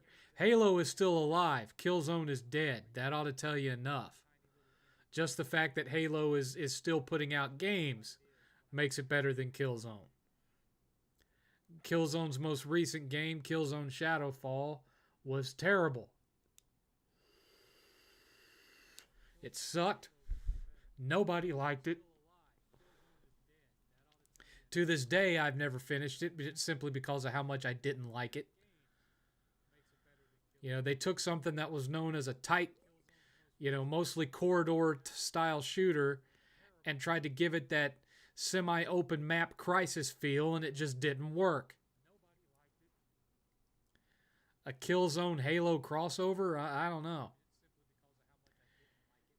I already reviewed Godzilla for the PS4. Thoughts on Borderlands 3? I was not a fan of that one, but I don't think I've ever reviewed it. I platted it, but I don't think I've ever reviewed it. Maybe I should go back and review Borderlands 3. Although I don't think it would be a DBTS because I liked everything about Borderlands 3 except for the plot. So Borderlands 3 doesn't have enough negatives about it for it to be a DBTS. I popped in Psychonauts 2 in my PS4 and the Xbox Studio logo popped up and it was so weird to me. Has that ever happened to you? No, because I didn't play Psychonauts 2 on PlayStation. I played it on Game Pass. And that's a good game. I have footage for it. I'll eventually do a BTS, I guess we would say, for Psychonauts 2. It was a good game. Good platformer.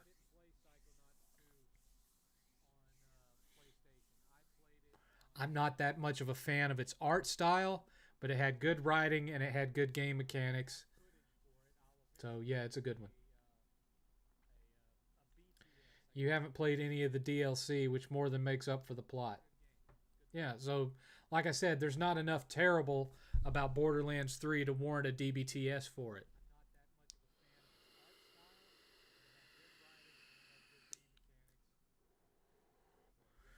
I can forgive subpar graphics if the storyline and the gameplay are solid. If the game's got problems with the gameplay and it's got a crap story, I can almost guarantee you it's going to be a DBTS. Because those are the two big ones for me. I can overlook other things, but those two have to be solid.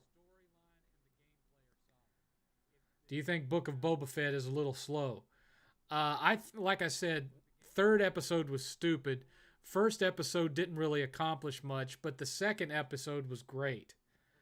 So, if anything, what I would say about Boba Fett as of right now is that it's inconsistent.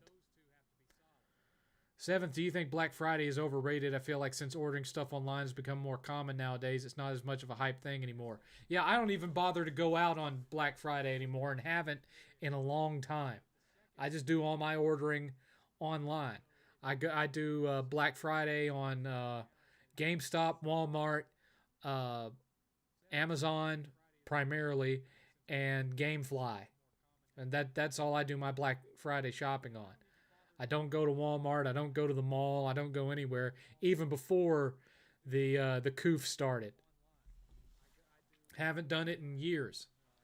I think 8th was a little thing the last time I went Black Friday shopping. Because, before I got into IT when I was a teenager, I did retail. So I know full well what Black Friday is like. And I don't like being around crowds that big.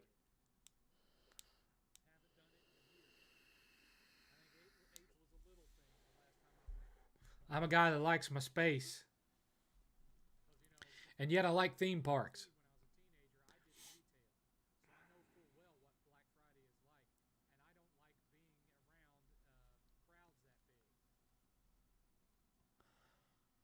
Come on.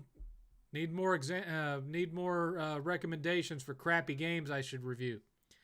Do you think Jango Fett died too early in Attack of the Clones? No, I think it was fine. I don't think there was any reason to extend him into Revenge of the Sith.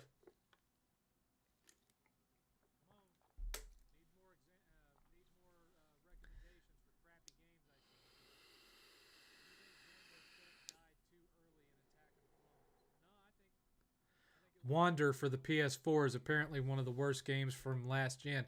I think I did a brief video about that game.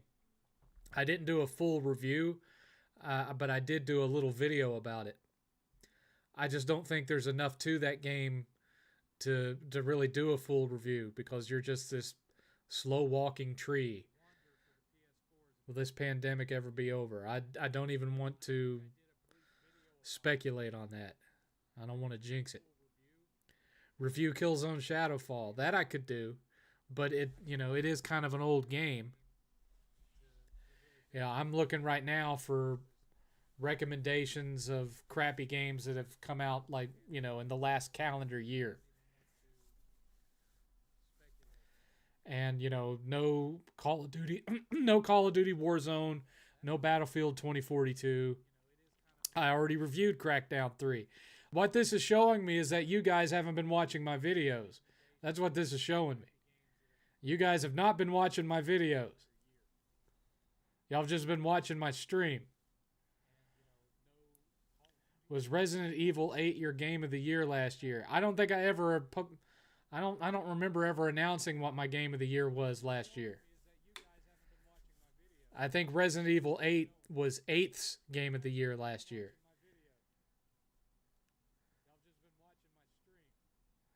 My memory is that I said that the game that I had the most fun with last year was the re-release of Kingdoms of Amalur. Would you be interested in making a movie review channel? Who's not to say that you might see content like that on the channel I just made? You might just start seeing some movie reviews and show reviews too. You never can tell. Because remember, my channel's not called DBTG, Don't Buy This Game. It's called DBTS. And there's shitty games, shitty movies, and shitty shows. I put thought into this stuff this time. Do you prefer third or first person? Either way, really. Either way. Do you think the Scream movies are bad? I liked the first one for what it was. I don't believe it should have been made a series. I think the first one should have been done, and then that's it, and he moved on to something else. I don't think it should have been turned into a series because the plot contrivances that they had to come up with to have somebody else put on that stupid costume just got dumber and dumber every time they made a new one. That's why I'm not even bothering with this most recent one. Cyberpunk. Yeah, I don't know that I remember I didn't do a full review of Cyberpunk uh, because I was waiting for the next gen version to come out, and it still hasn't come out. But I tell you what, when the next gen version eventually does come out, I will replay it and I'll do a review for it. Review Alan Wake Remastered. I don't have it. I don't have it. That is one I currently don't own. I remember you reviewed Prometheus some time ago. Yeah, I think that's the only time, aside from in the 7thCast, that I've reviewed a movie was Prometheus.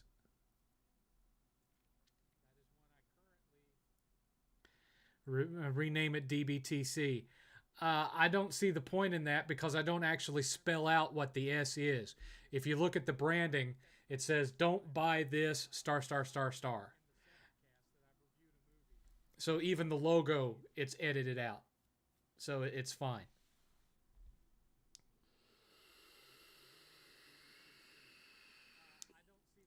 No, I don't do food reviews. I think it's dumb enough uh, that you've got people out there doing the whole mukbang thing or mukbang or whatever,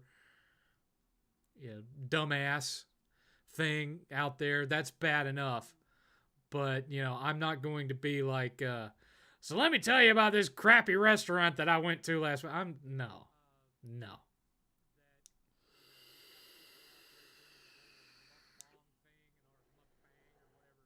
Is Fat Pratt the best Pratt? Well, I mean, he was funny on Parks and Recreation. Which do you like better, Captain America or Batman? Batman. I like Captain America, but Batman. Absolutely. Absolutely, positively.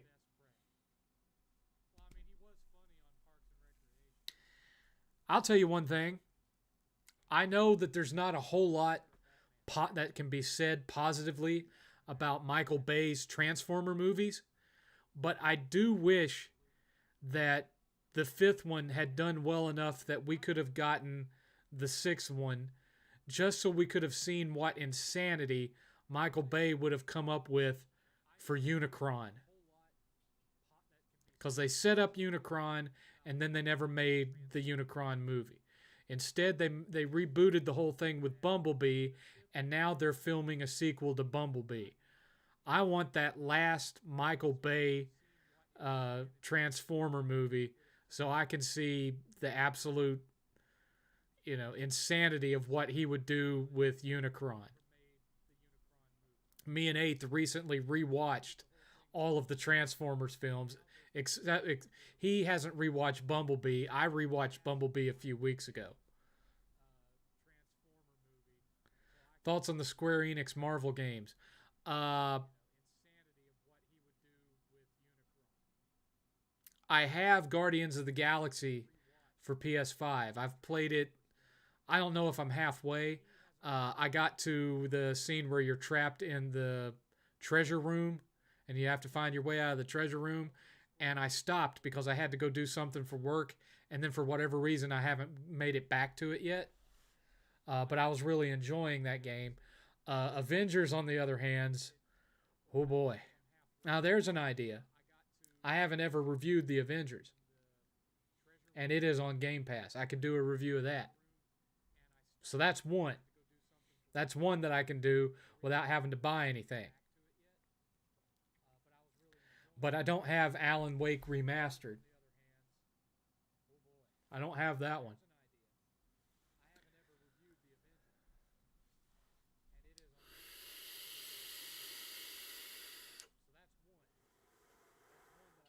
Why did the Bumblebee film feel so depressing?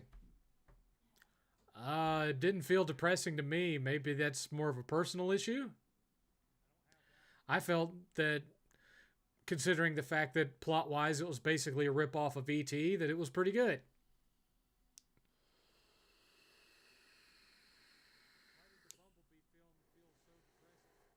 And that opening, the battle scenes on Cybertron were fantastic.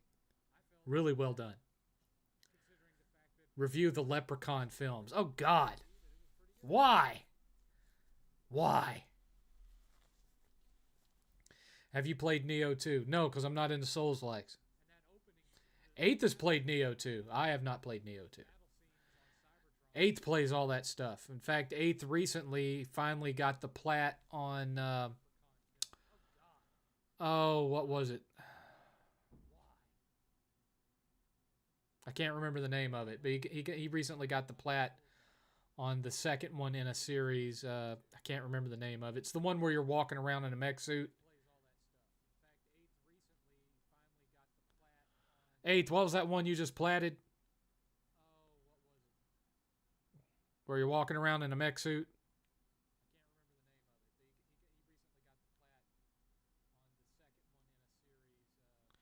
Yeah, there were some commonalities between the Bumblebee film and Iron Giant, but Iron Giant in its plot Surge 2. Iron Giant in its way borrows some things from the general plot structure of E.T. as well. So, you know.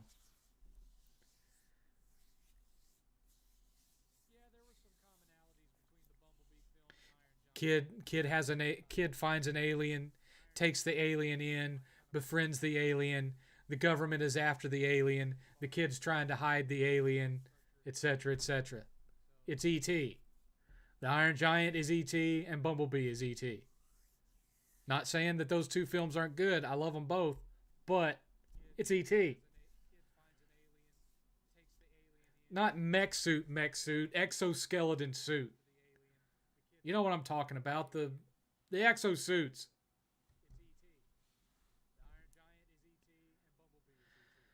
7th, what fictional superhero do you relate to most? For me, it's definitely Peter Parker. I may not be poor like him, but I am definitely socially awkward. Ghost Rider. It's always been my favorite character. And not the one that my favorite, even though he doesn't have as much personality as Johnny Blaze. My favorite Ghost Rider was Danny Ketch's Ghost Rider. That was the one that, was out when I was a teenager. It was the one that I read. So that one's my favorite. I'm not a fan of Robbie Reyes simply because, for me, Ghost Rider should always be on a motorcycle, not driving around in a Charger or whatever. Remember the arm wrestling scene in Superman 2? Yes.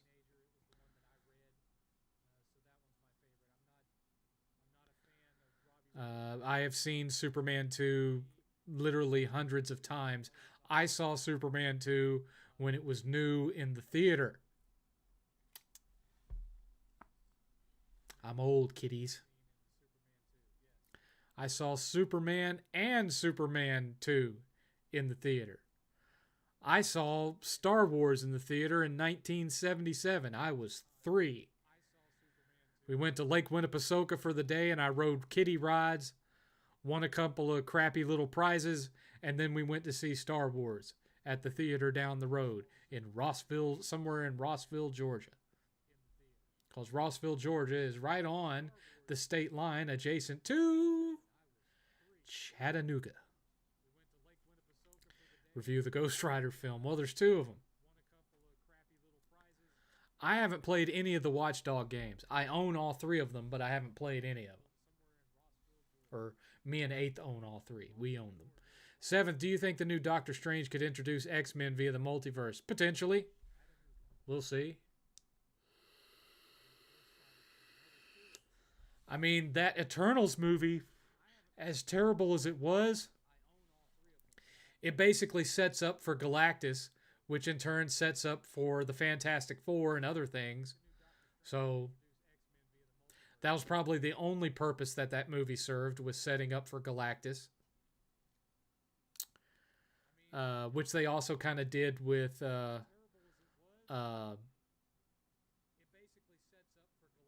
Star-Lord's dad being a Celestial in Guardians of the Galaxy 2. But yeah.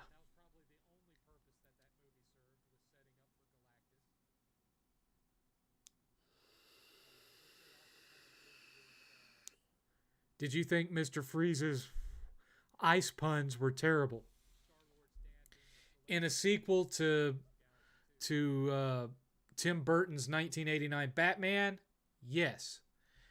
As a big budget recreation of Adam West's Batman TV show, no. Because that's what you would expect to see in that. The problem is that people wanted Batman like the first Batman, and instead what they got was Adam West, which they should have figured out that that's what they were going to get when they watched Batman Forever. But on Batman Forever, Tim Burton wasn't the director, but he was still the producer, so you still had some darkness to the plot. But not with Batman and Robin. Oh no. That was full-on Adam West mode. Right up to the Bat credit card. Thoughts on Outer Wilds? I haven't played Outer Wilds. I've played Outer Worlds. I haven't played Outer Wilds.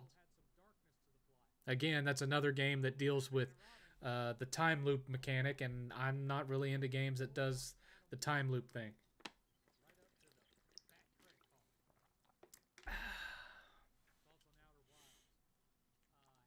Not a fan, folks. Not a fan. Yep, doop, doo, doo, doo.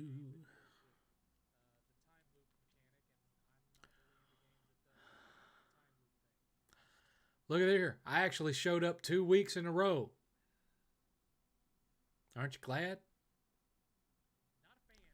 Apparently not. I'm kidding. I'm kidding. Let's see here. Why was Batman Forever rebooted in Batman and Robin anyway? It wasn't. Batman and Robin was a direct sequel to Batman Forever. It's just you no longer had Tim Burton having any sort of influence on it. And the whole reason that Batman Forever and Batman and Robin are the way they are is because of how dark Tim Burton went with Batman Returns, which pissed off a lot of parents, which in turn pissed off McDonald's because they had invested heavily in the marketing for Batman Returns for their Happy Meals. And so Warner Brothers said, okay, no more of this darkness stuff. This needs to be more family friendly. And that's how you ended up with semi-family friendly Batman Forever. And then Burton finally headed for the hills, and all you had was Schumacher, and then you got Batman and Robin. They're all in the same universe. None of them was a reboot. It's just the tone was changed.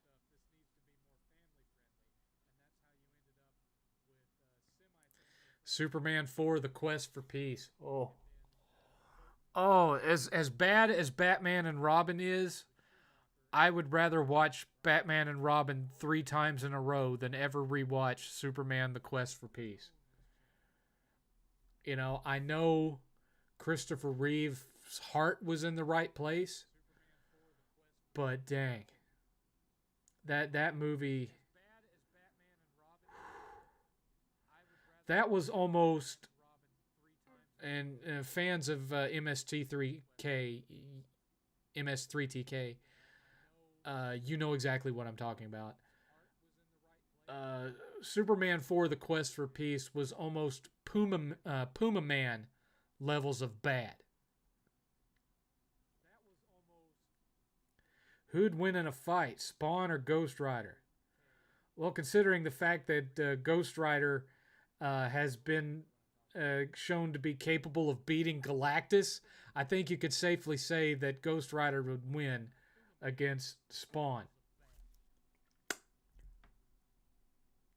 Oh, silent but deadly. Sorry, magic powers, but silent but deadly. Have you played Metro Exodus? Nope, 8th has played it. I have not played Metro Exodus. I played the first Metro, and I didn't like the whole your bullets have to double as both ammo and your money kind of thing. I didn't care for that. So I never bothered playing the other games. Apparently, Batman Forever was supposed to have been directed by Tim Burton and Robin Williams. At one point, yes. But then Warner Brothers was like, no, no.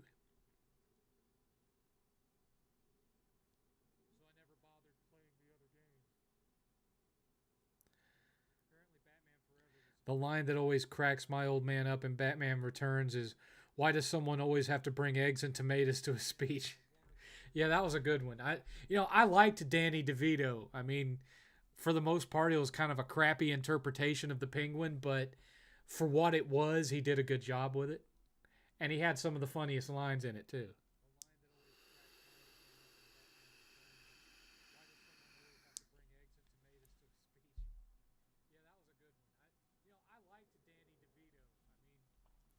I thought Christopher Walken was hilarious in that movie as well. Yeah, I saw about Troy Baker. Yeah, let me promote this new form of NFT that's going to allow the capturing of a voice actor's voice turned into an AI deepfake token, so that it can be sold to where anyone who buys it can recreate that person's voice and take away work from them. Great idea, Troy. You douche.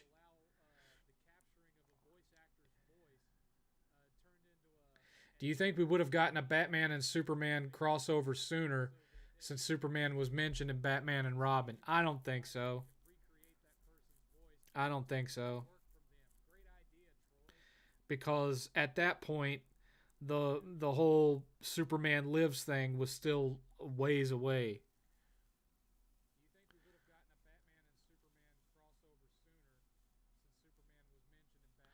The Superman Lives, directed by Tim Burton and starring Tim Cage, it went into pre-production because he had costume fittings and everything, but ultimately it fell through.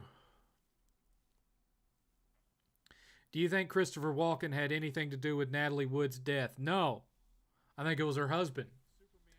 I think her husband pushed her, probably clubbed her over the head, then tossed her off the boat, and then feigned ignorance. I'm fairly confident that Walken just went to his room and had some alcohol and passed out.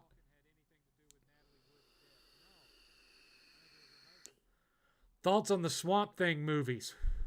Well, the I don't know about the sequel, but the original was directed by Wes Craven, and sure, it's a cheap piece of crap, but it's a fun piece of crap. That's a fun B movie to watch. The sequel, not as much. The sequel was almost like unintentionally uh, Toxic Avenger levels of bad. Whereas Toxic Avenger knows it's low budget and knows it's cheesy and knows it's bad. It's bad on purpose, which is what makes it great. Swamp Thing 2, not so much. Review High Guardian Spice. God, no. Plus, I don't. Isn't that like a Crunchyroll exclusive? I don't have Crunchyroll. I have Funimation.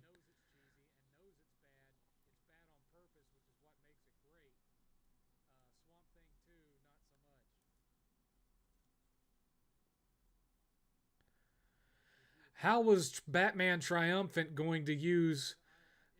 How were elements of Batman Triumphant, a sequel to Batman and Robin, have parts that were used in Batman Returns when Batman Returns was made before Batman and Robin? Do you mean parts of it were later incorporated into Batman Begins? What do you like better, live action Batman or animated Batman? Depends on the live action Batman. I like the Dark Knight trilogy, and I like the original Tim Burton Batman film. That's been about it. I mean, Batfleck was okay, especially the fight scenes that he had in Batman versus Superman. But I didn't like his costume. They tried too hard to make him look like Frank Miller Batman from The Dark Knight Returns.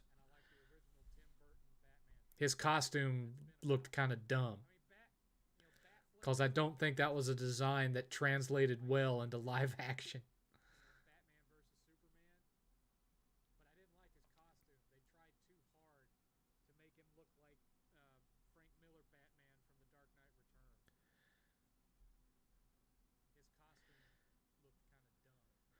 How do you suspect the new Wolverine from Insomniac will play like? I don't know because I mean lately they've Insomniac's been really keen on sandbox style games, but I'm not sure that a sandbox style game would work with Wolverine, so I'm not sure what they're going to do with it. No political questions in the stream. We don't do politics here. We don't do politics. We don't do identity politics. We don't do religion.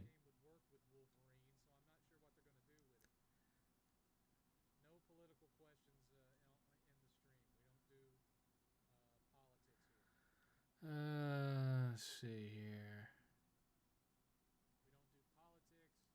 I think the main reason we never got a Superman Returns sequel is because Superman Returns didn't make enough money. It was a marginal success at best. Box office wise, Man of Steel did way better than Superman Returns did. I just think people were wanting something completely new and didn't want somebody basically trying to impersonate Christopher Reeve. I liked it, but, you know, the majority of folks didn't. I think its total domestic run was like 200 million, which was low for what was spent on it.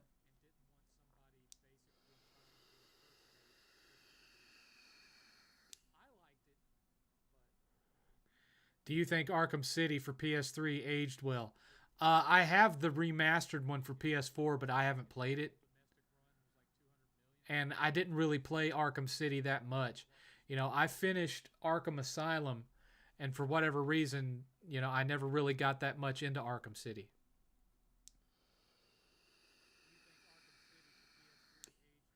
Am I excited for the new Batman film? I am. I am hesitant about it. I mean, the trailers look great, but I've never been a big fan of Robert Pattinson's acting. So I don't know. Oh, and by the way,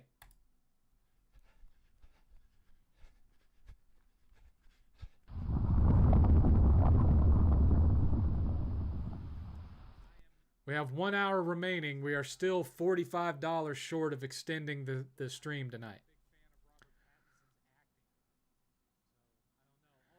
What do you think about that movie Licorice Pizza and its controversy? I saw a trailer for it, but I haven't watched it, so I'm unaware of any controversy concerning it. Do you pay attention to manga? I don't read manga. I watch anime, but I don't read manga. Eighth reads manga, but I don't.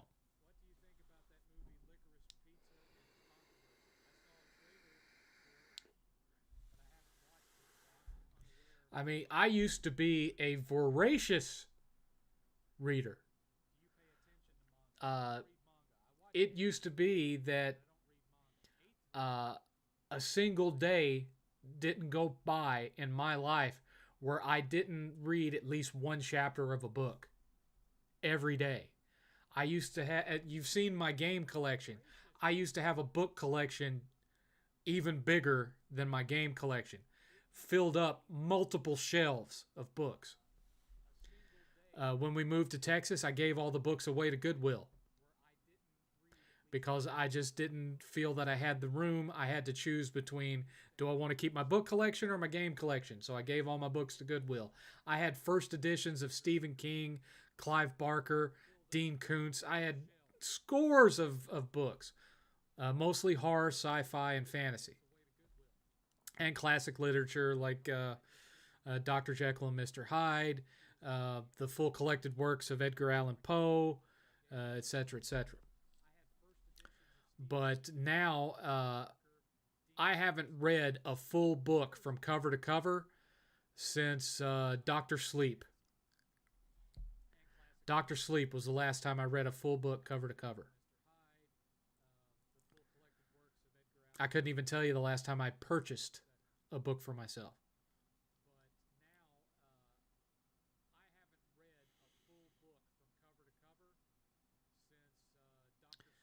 I've been vaping for like 6 or 7 years at this point. It hasn't caused me any problems at all.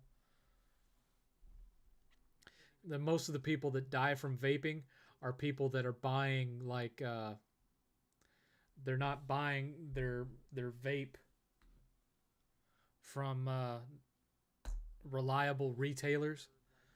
A lot of them are people that are buying vape that's been spiked with other things, or they try to mix their own vape juice and they overdose on various things that they're putting in there, that kind of thing. But I've been vaping for years and years and years, and you don't hear like a persistent, constant cough out of me. I don't have any trouble breathing or getting short of breath or any of that kind of thing.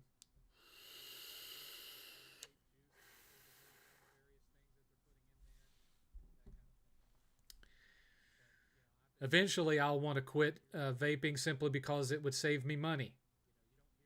That'd be about $100 a month more that I could spend on other things. Would you agree that Phantasy Star series would have had a longer run if it never went for the online only route? Uh, I think so. I think they should have made those two separate series, and we should have had Phantasy Star Online and Baseline Phantasy Star. I want my Phantasy Star 5. Phantasy Star Online can kiss my fat ass. It was a fun experiment on the Dreamcast, and I haven't played any of them since that one. And I don't care to. Yeah, I'll get around to Arkham City eventually. I keep telling you guys that my backlog is biblical in nature. It's massive. Any tips on how to read books faster without skimming pages? It's just something that I learned to do naturally. Like Stephen King's It. I chose it for a book report that was due the following Monday. That Saturday, I got up at 8 o'clock in the morning and started reading the book. I finished it by 7:30 p.m. that night. I had an extreme headache, but I read the whole thing. You want to be able to read faster? Read more. The more you read, the faster you'll get.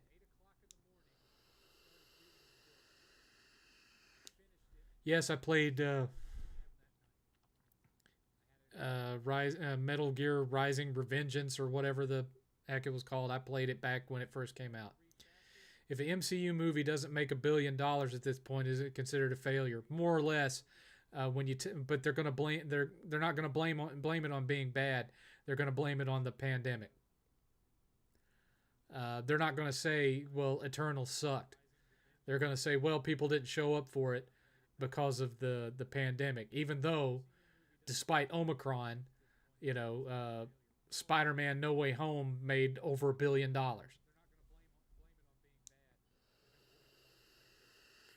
How's vaping on your blood pressure?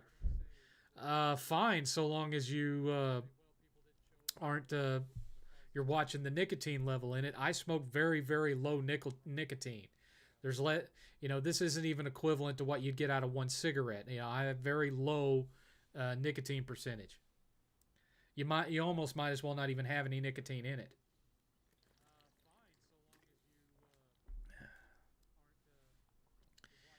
Do you think Eighth would become friends with Solid Rev's son?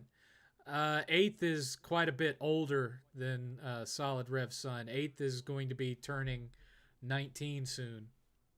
And Eighth just runs with a different crowd than Solid Rev's kid, I think.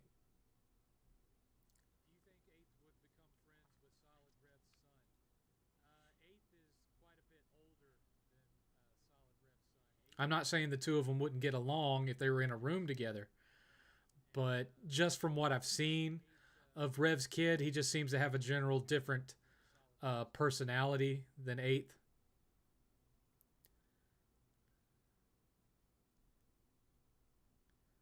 What games did you think have the best soundtrack? Skyrim has a tremendous soundtrack. The Uncharted series, the original trilogy anyway, has an amazing soundtrack. Uh, Halo 1 and 2 had a great soundtrack. Halo 3, not so much. Uh, Mass Effect has a great soundtrack. Red Dead Redemption has a great soundtrack. Do you think Tim Curry should have played Joker? I don't know about that one. I don't know about that one. Because for one thing, he'd have to ditch his British accent. Thoughts on Doom Eternal? I didn't like Doom Eternal as much as Doom 2016. Doom Eternal feels like more like a bunch of connected shooting arenas as opposed to Doom 2016, which just felt like it had better level design.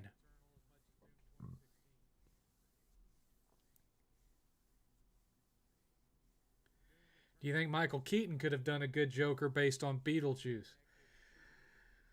I don't know. I don't know. Maybe. What are your thoughts on urban legends like Bigfoot? I've never seen anything that would convince me that Bigfoot actually exists. Because the most famous piece of evidence they have, that grainy Super 8 footage of the Bigfoot walking through the woods and he turns towards the camera, that got debunked several years ago when the guy who was in the suit uh, came out and admitted that he was the guy in the suit, and they filmed him walking, and his walking cadence is exactly like what you see in the footage. Once you see that guy just walking down the street, you know without question that he was the guy in that suit. So, no, I don't believe Bigfoot exists.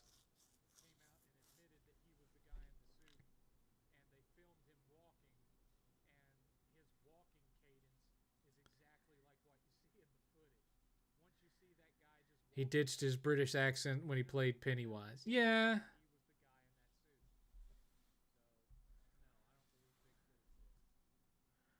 7th just saw Arkham Origins was only PS3 and PC, not for PS4. I was talking about Arkham City.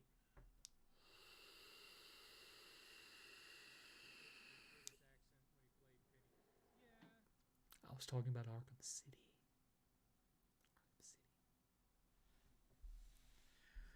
Let's see. Do do do do do do. Do do do do do do do do.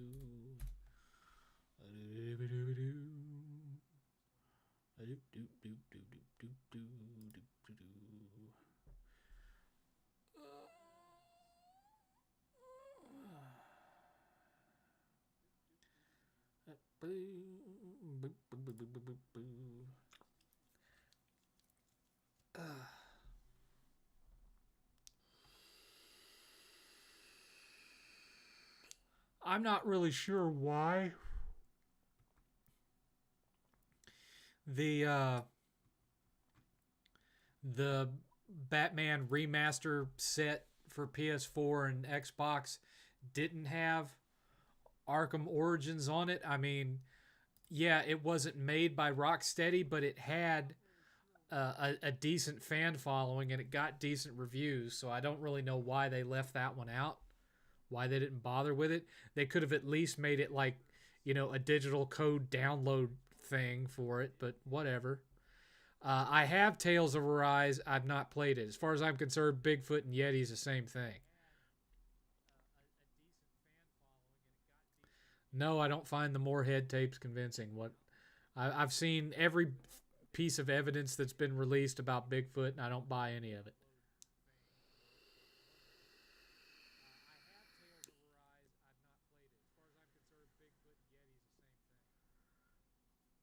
I've never thought about whether it would be funny to see me fart Thanos to death Ultra Steel, but If you ever have the video editing skills to do that, be my guest.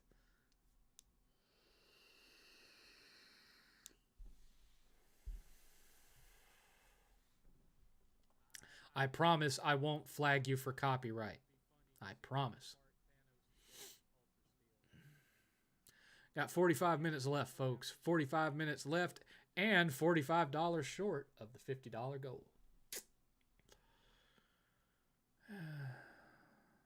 Yep, just saw the video. That's him walking. Exactly. And that's supposed to be the most compelling evidence that Bigfoot exists. And it's fake.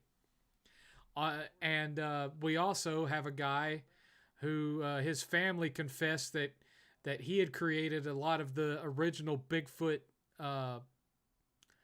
footprints with these stone things that he had made, and he had just stomped them in the mud, and then he'd do plaster casts of them, and then sell them. So it's a hoax, folks. It was always a hoax, and it still is a hoax.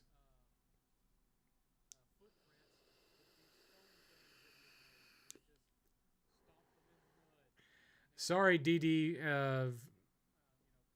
Vito, or however you want to pronounce that. I already covered that, and I'm not going to go back through it again, man. You can watch the replay. Sony is upping production on the PS4 because of the situation the PS5 is in. Is this a good idea? I don't think they were actually... they're actually upping production of the PS4. They never officially said that they were ceasing production of the PS4 at the end of 2021 to begin with. Historically, Sony has always kept the previous generation available on store shelves for at least a couple of years after the next gen comes out. PS2 was on the market forever. That thing, I remember, like,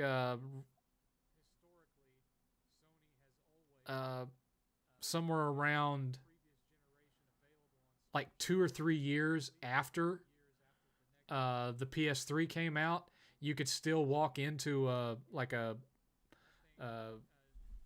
Walmart and buy PS2 Slims, new in the box. And the same thing with PS3. You could buy the PS3 Super Slim, new in the box, a good couple of years after the PS4 came out. So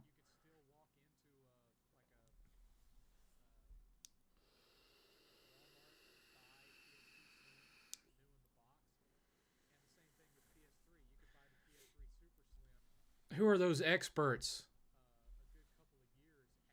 How do we know that the people in these Bigfoot documentaries are actually experts that have heard every known animal on the planet and can definitively say that that's an unknown animal and not just someone who is using some kind of voice modulation to make a fake sound out in the woods?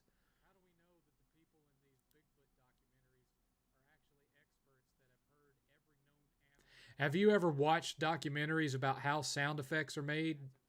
You ought to watch it. It'd be really interesting to you. 7th, why do you think people are making such a big deal out of the PS4 still being in production?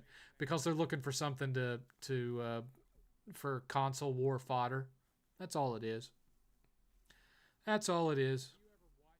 Anyone that's been gaming on PlayStation for any length of time knows that they don't they don't cease production of their old console within a year of their new console coming out. It just doesn't happen. Never has, never will. Particularly and especially because of the South American market. The South American market keeps buying the old console years after you stop seeing it on shelves in the U.S.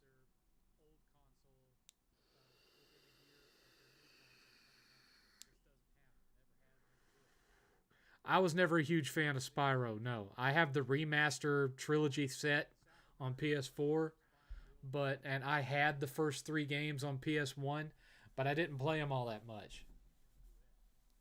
I don't know, I just didn't like them. Wasn't my thing.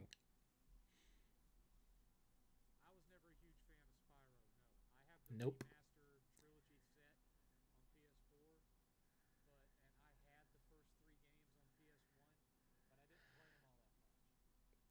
Who was the renowned expert?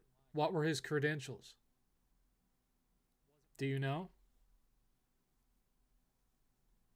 What made him an expert in the sounds every creature on the planet makes?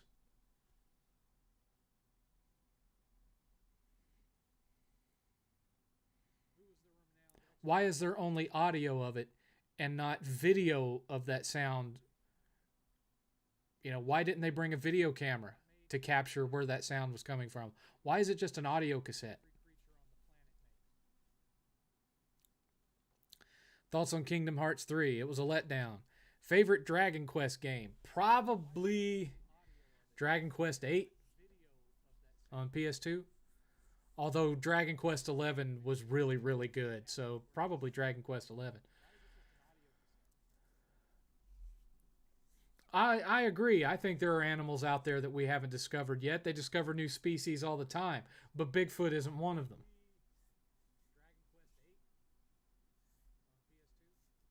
Bigfoot has been conclusively debunked.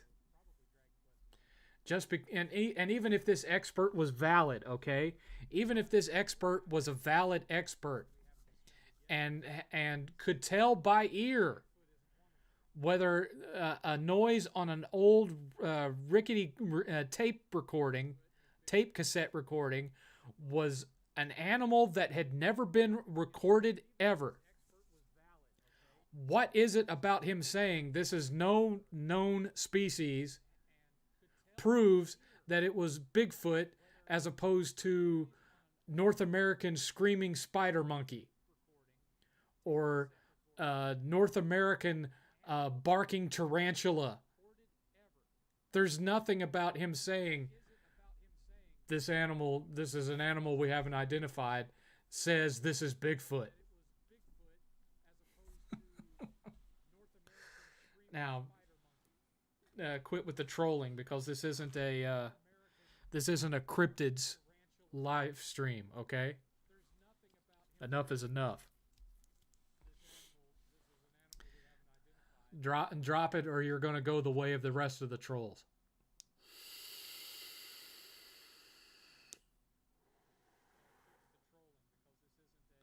What was the one video, I'm assuming you mean my video, that pissed people off the most? My DBTS for the Xbox One. It's sitting at over 1.2 million views. Most successful video I ever made. And if you go in the comments, it's thousands upon thousands of comments of hate.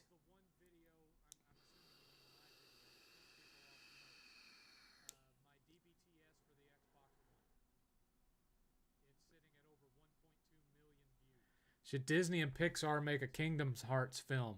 They'd have to really simplify the plot.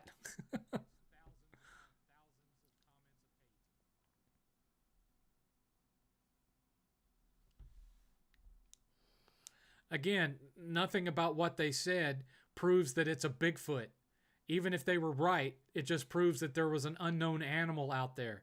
That doesn't in any way conclusively prove that the animal making that sound was a 7-foot tall primate. We have no proof of nesting. We have no bones for these creatures. We have no evidence of their dietary intake. We have no feces from these animals. We have nothing to prove that there's a population of 7-foot tall primates walking around in the United States woods. We have a bunch of fake footprints. We have bear fur that's had stink spray put on it. We have this one recording that you're talking about on a scratchy old cassette tape. And we have proven debunked video footage of a guy in a gorilla suit. That's what we have. That's all we've ever had, and that's all we ever will have.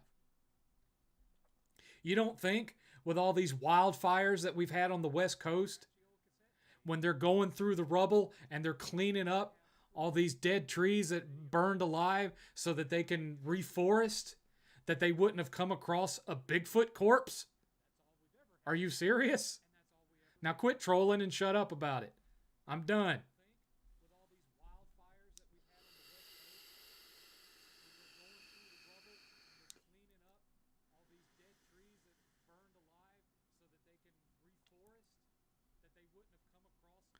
The Aragon film was terrible. The Aragon film was terrible. Eighth read the books when he was younger, but neither he or I were fans of the film. The film was just a fail.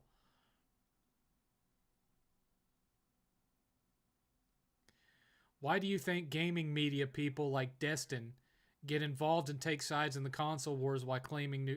Who is Destin? I don't know who Destin is. But they 9 times out of 10, if a bigger media person gets involved in it, it's because they're looking to up their anger views. They're wanting to stir the pot so that people will come on and up their ad clicks and up their views because they're mad and want to let him know about it. That's the most common reason. And again, that's really the reason why the whole G4 thing happened. This was planned. You ain't convincing me otherwise.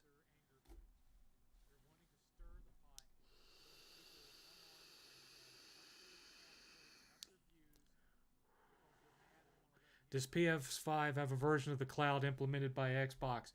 Not really, no. Not yet, anyway.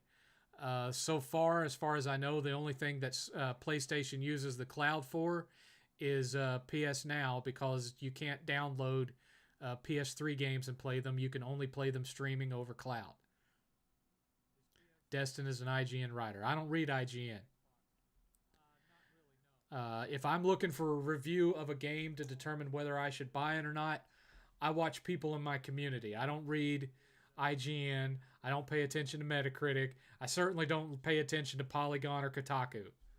And no Giant Shotgun or whatever that one. I don't read any of them. Not GameStop, IGN, Game Informer, none of it.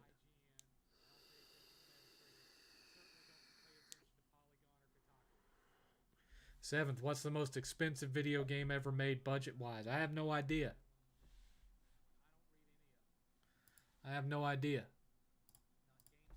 Let's find out.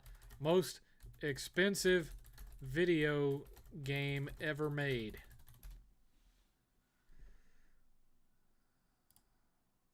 Let's see.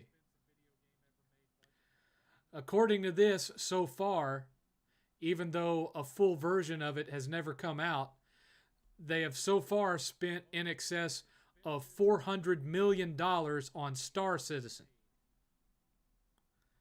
Second place to that was Cyberpunk 2077 with a budget of $316 million. Next to that was Call of Duty Modern Warfare 2 with $250 million. This is total cost, including development and marketing. So, but overall, the game that's had most money spent on it in both development cost and marketing cost was Star Citizen. And it doesn't even have a full version out. So, there you go.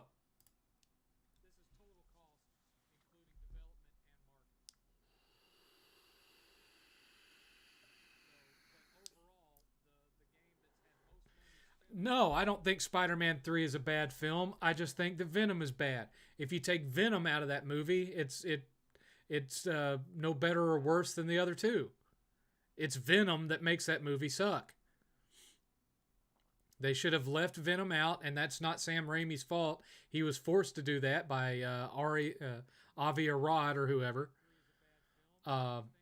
He wanted the Vulture. But if you had taken Venom out of that and let it just be the Sandman and New Goblin, would have been fine. Would have been fine. Star Citizen, yes. One of the biggest scams in the history of gaming, if not the biggest. Are we stuck with the coof just like the flu? Probably. Keep in mind that that's not a gaming or pop culture related question. And how would I know for sure anyway, Clean Frame? No offense, son, but I ain't a doctor. I'm not a scientist neither. What are some of the best so bad it's good games in your opinion, like Anonymous Agony or Rogue Warrior? I don't even think either of those are so bad it's good. I know that a lot of people, if you ask them, the greatest so bad it's good game ever made was Deadly Premonition. I don't agree. I'd say it's just a bad game, but that's just my opinion.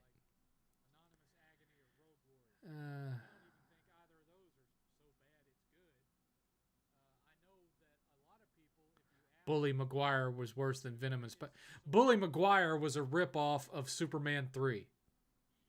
They ripped off the plot of Superman 3, where Superman came in contact with the manufactured kryptonite that Richard Pryor made, and it turned him bad.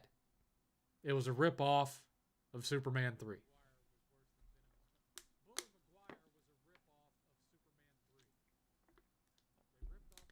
It would appear that 8th had enough of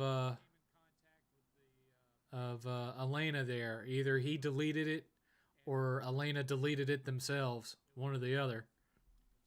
I don't know.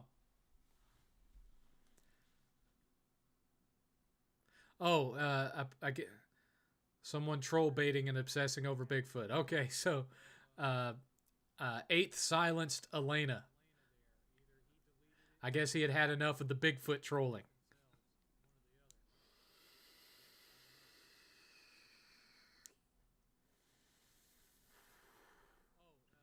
Yeah, you remember when Superman got turned evil and he was sitting in a bar and he was flicking peanuts and smashing bottles of alcohol at the bar?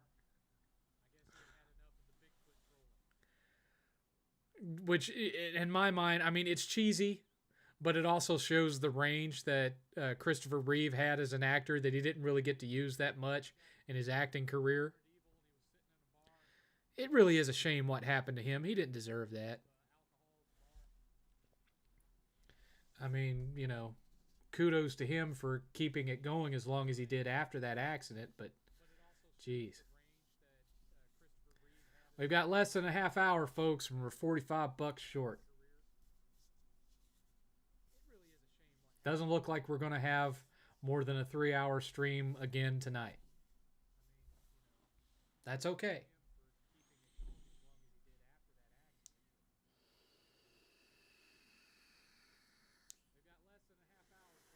That's okay. Sometimes you don't need more than 3 hours of me a week.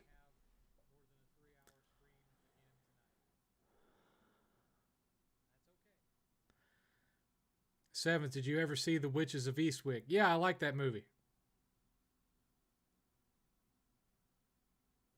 I like that movie. It's a good Nicholson movie.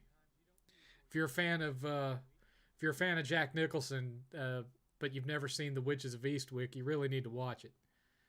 It's a fun film. I don't think it's a film that would get made today, but it's a fun film. Do you think the evil Superman trend is tiresome? I think the trend of trying to recreate Superman or modernize Superman is what's tiresome. Superman is an American and international icon. He doesn't need rebranding. He doesn't need to be reimagined. He is a timeless character and should be considered a national treasure, not to be effed with.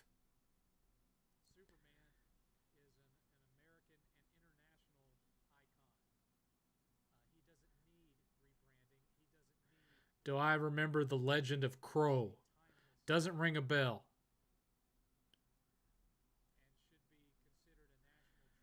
Yeah, Ultra Steel. Witches of Eastwick is good. It's a fun movie. It's a fun movie. It's got some cheesy stuff in it because, I mean, it is an 80s film. Certainly the effects don't necessarily hold up.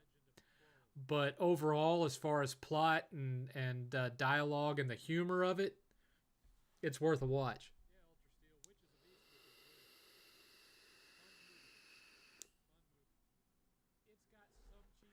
Cha-cha-cha. Do do do do. Do do do do do do. Do do do. Do do.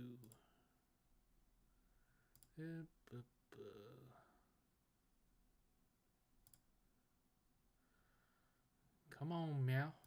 Show me what I'm looking for.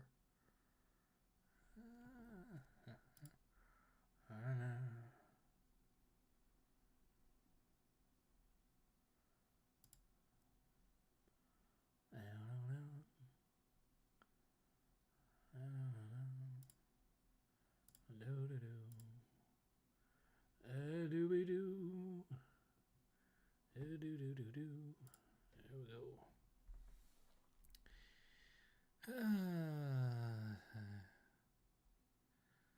Seventh, I love 80s cheese. There's just something magical about that stuff to me. Thanks for recommending it. No problem. You like 80s cheese, go watch a movie that, if I remember correctly, was made by the guy, made by the director of Gremlins. I think it was Joe Dante, called My Science Project. You won't be able to find it on any streaming service. You'll either have to download a bootleg of it, sail the high seas, or you can buy it on Blu-ray. My Science Project came out in that same general window of time where, in the mid 80s, with Gremlins and the Goonies and the Last Starfighter and all that kind of stuff, and it stars the guy who played Archie's best friend in Christine, the football player from Christine. He's the star of My Science Project. It also has Dennis Hopper playing an ex-hippie science teacher. So, yeah, it's that kind of movie.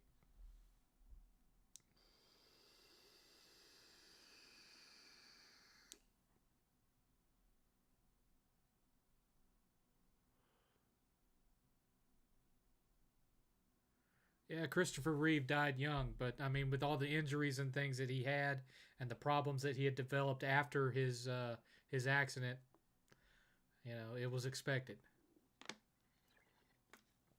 What retro console do you feel holds up the best? Well, a lot of them hold up really well. The ones that I don't think hold up very well are the N64.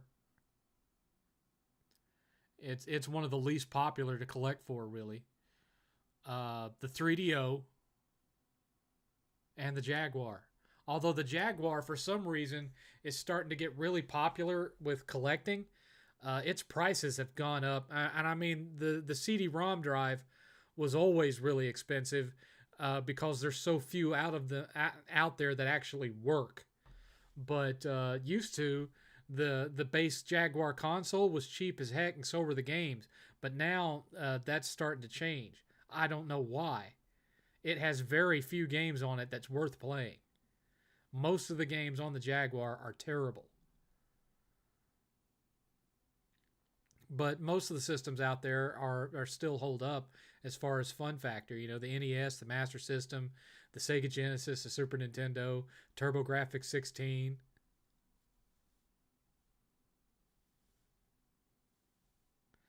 No, I didn't care about the Maze Runner series. Drunk Superman versus Bad Puns Mr. Freeze. Well, Drunk Superman didn't really have any puns. He was just mad and drunk. So, I guess it just depends on what you're in the mood for, really. I mean, you don't have to go to Superman to see a mad drunk. I'm sure you have a couple in your family that you can just go visit, Most families do. Do you remember Hanna-Barbera's The Impossibles? Vaguely. Was that the one where one of them had like a body made of springs or some crap?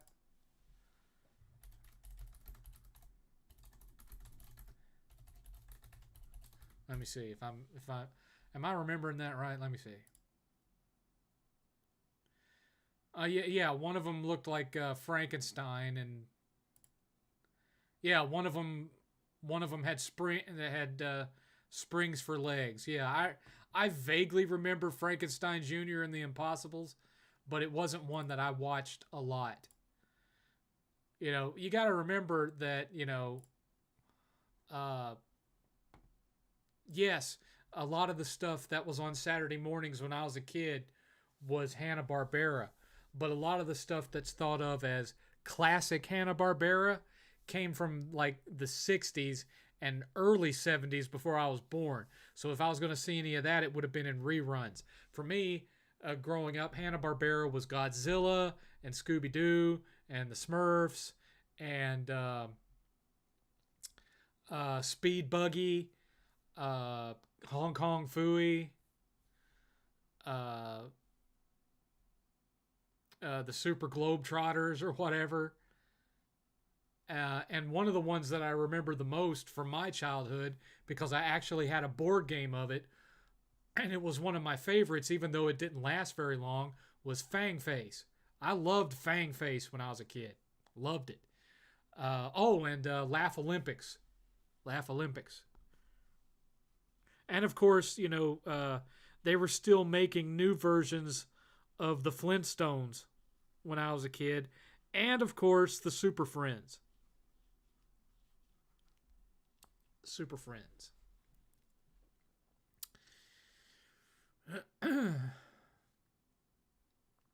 Best game on the Jaguar. Probably Tempest 2000.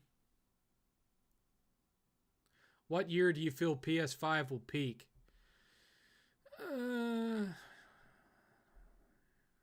Probably around 2024 or 2025 would be my guess. Peak as far as like you've reached the maximum performance potential of the system and that kind of thing.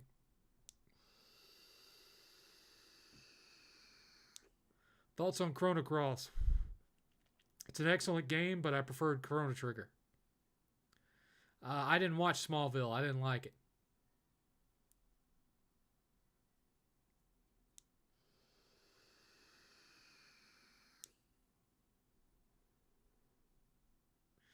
The main reason that the N64 doesn't age well as a retro console is because it only had one analog stick.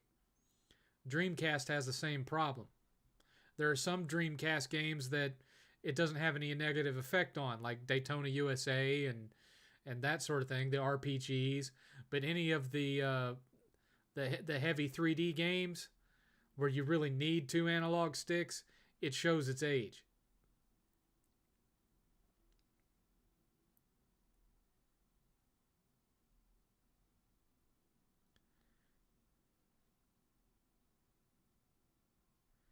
Noted, Ultra Steel. Do you hate the new God of War games? Heart 8 does. No. I did not like the first one at first because you were extremely limited in the first 90 minutes. I mean, you couldn't even dodge or get out of the way very well because, you hadn't unlocked a lot of your abilities for the first 90 minutes of the game. But after you get past the first 90 minutes and you unlock a couple of things that make your ability to dodge attacks better, then all of a sudden that game opens up and it becomes amazing. But that first 90 minutes is pretty rough. Final Fantasy 12. A lot of people didn't like that game, but it's one of my favorites. It's definitely got some of my favorite Final Fantasy music of all time. Did you like the Centurions? No, not really. When Centurions was out, I was more of a G.I. Joe, Transformers, and Voltron kind of guy. I didn't really watch a lot of the other stuff that was coming out during that period. It was mainly Transformers, G.I. Joe, Voltron, He-Man, and Mask. Those were my big five, and I pretty much ignored everything else during that period. Aside from Saturday morning stuff, Back then, what you watched on Saturday morning were totally different shows than what you watched in the afternoon. You didn't have G.I. Joe and Transformers and whatnot on Saturday mornings. Saturday mornings, it was a totally different cartoon lineup. And then eventually they got to where instead of making syndicated shows that were different from what was on Saturday morning, the Saturday morning stuff started getting syndicated to become the afternoon stuff. So, for example, The Real Ghostbusters started out as a Saturday morning cartoon, but after about 3 seasons or so of it, it got syndicated to the afternoons. And that's also when Lorenzo Music was replaced as Venkman by the guy from Full House. So,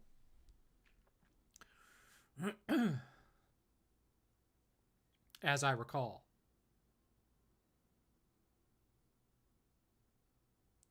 Yeah, I don't know why they Square Enix doesn't show any love for Chrono Trigger. I really don't. I don't know if it's a legal thing or what it is. I wish Square Enix would make a sequel to Vagrant Story or revisit Threads of Fate. I didn't care too much about Threads of Fate, but Vagrant Story was good.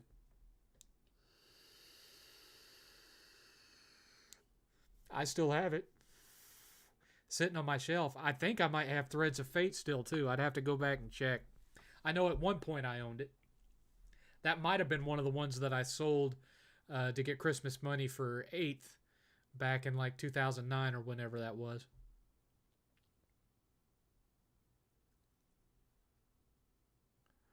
Looking back on it now, I do regret selling that guitar. I shouldn't have sold the guitar. I mean, he doesn't even own the stuff that I bought him for that Christmas anymore. But, I mean, he had a happy Christmas morning, so that's all that ultimately matters. But of all the things that I've ever done to make things better for 8th, the only thing that I regret doing was selling that guitar because it is literally irreplaceable. The company went out of business. They don't make them anymore. You rarely ever see one in good condition show up used on the used market. And I've never had a guitar that played as well as that one. You know, my buddy Jeff said that he was going to hand recreate me a Robin style guitar, that he had gotten the original blueprints for the Robin guitars and he was going to build me one, but he got tied up in his band and everything. He has a band that he's been playing with, and that kind of took him away from it. So I don't know when that's actually going to occur, but I dislike that guitar so much that I don't really want to get back into my music projects if I have to do them on that guitar. So I've put aside all the music projects that I was working on, waiting on whenever Jeff can get that guitar finished. Because playing on that thing for me is almost like torture.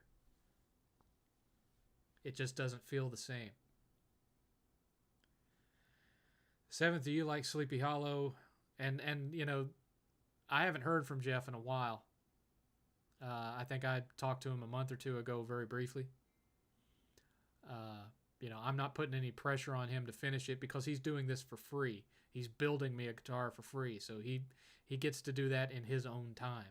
I'm just saying, you know, don't expect to see any more like punk rock songs or whatnot show up here until he finishes that, because I don't want to diminish what I have up in my head by playing it on any other guitar than the one that he's making for me, because I know that he's going to make a brilliant guitar, and once I touch it, I'll never want to touch anything else.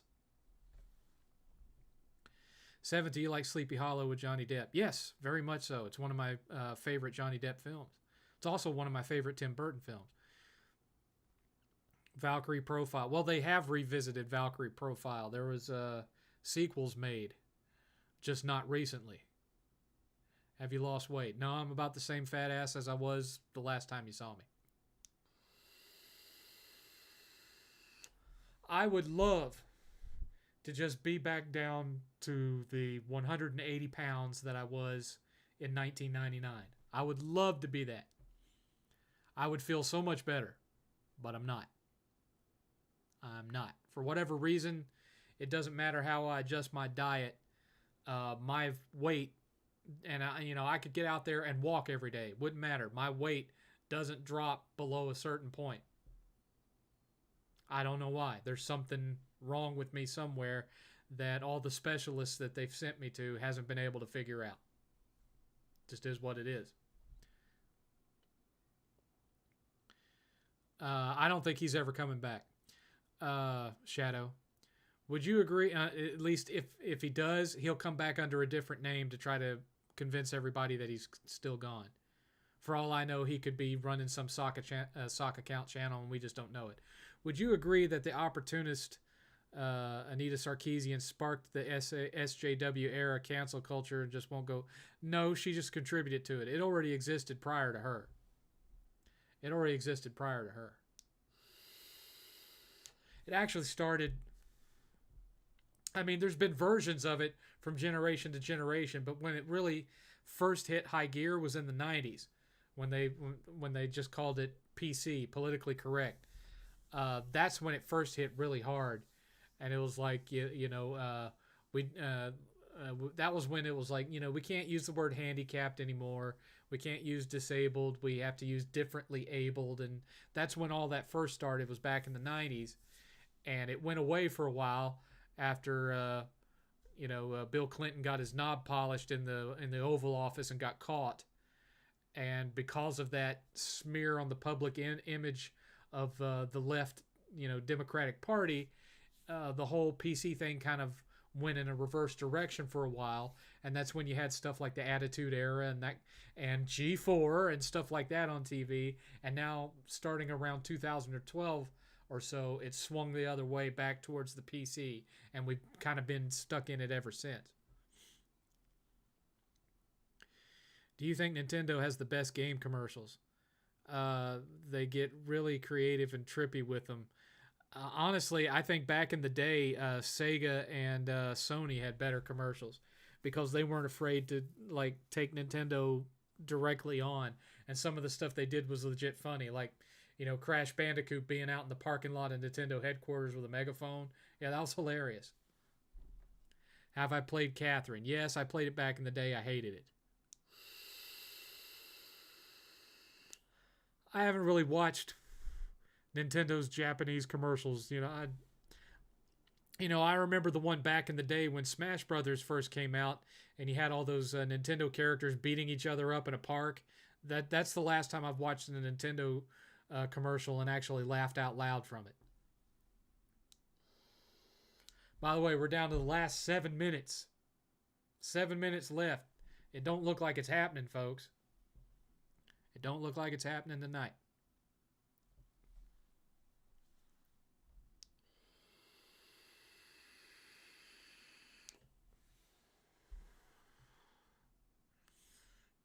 This is why I don't become a full-time streamer, by the way. This is why you don't see me every night on here playing Minecraft and trying to play pranks on Minecraft. It's because I don't have that kind of fan base, and I really wouldn't want to either. I'd be bored out of my mind doing what some of these people that stream for a living do. Good Lord, no. It's appreciated when y'all do it, but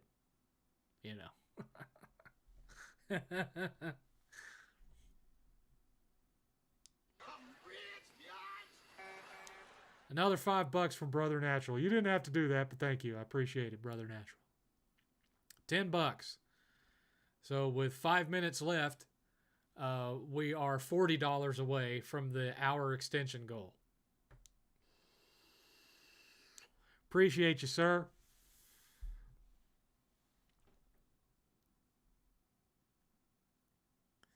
Thoughts on the DMC reboot? I did not like it.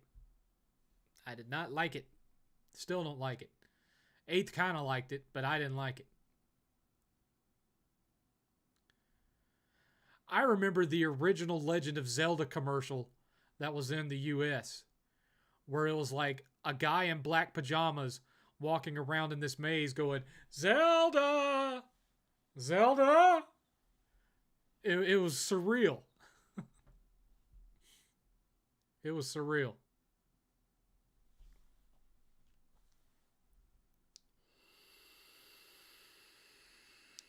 You see there, the viewership's dropping because everybody knows that we're not going to hit $40 more, so everyone's already starting to drop out. 5 more minutes. 5 more minutes.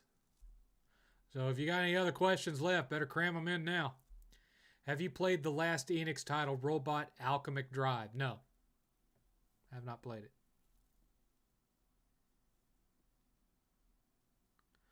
What got you into Harry Potter? I had a son. And, well, technically prior to that, my wife had read the books. And so she wanted to go see the movie when the movie came out. The first movie. So I took her to see it. And then, I didn't hate it. And she insisted that I read all the books that had been released up to that point. So I read the books.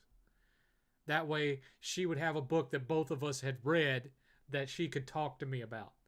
Because she didn't read Stephen King and Clive Barker and Dean Koontz and all the stuff that I read. So she wanted a book where she could talk to me about the books. And so I read them. And then, of course, once Eighth got old enough to appreciate Harry Potter, then I read the rest of them. 7th, what age was Eighth when you started showing him PG-13 movies and movies rated teen to rated teen to mature games?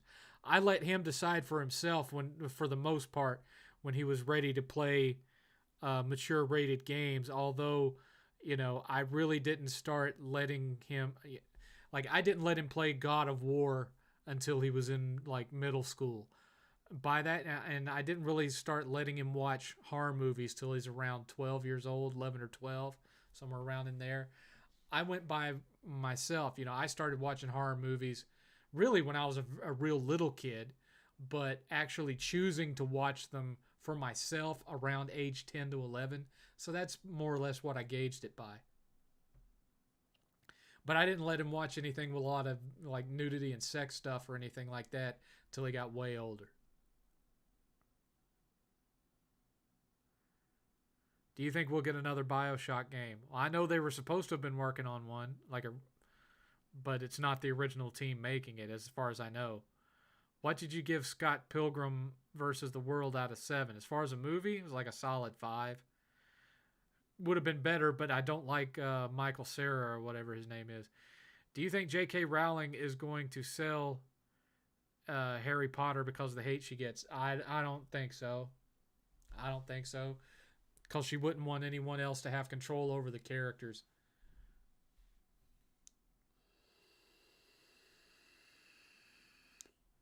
She's going to hold on to that as a money train for herself and her family and any children she has. I don't know if she has kids. So that, for years and years and years, in whatever career, if she has kids that they choose to go into, they're always going to have money no matter what. I don't think she'll ever sell it off. I could be wrong. I mean, look at George Lucas, but still, I just have a feeling that she has too much of a personal ownership in it to ever want to give control of it to somebody else.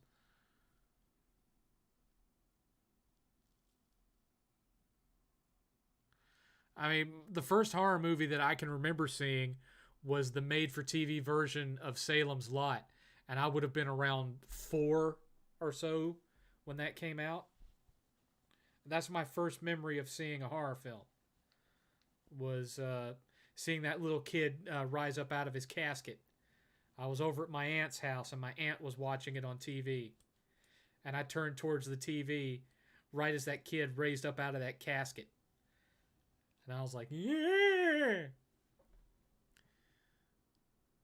I mean, it was much higher pitched, of course, but yeah! All right, well, it's 9 o'clock. We are $40 short from the 10 o'clock extension, so this is where I am going to have to say goodbye. So be thinking about what you want to talk about next week. Remember, there's going to be another re-edited review posting tomorrow on the new channel. And remember that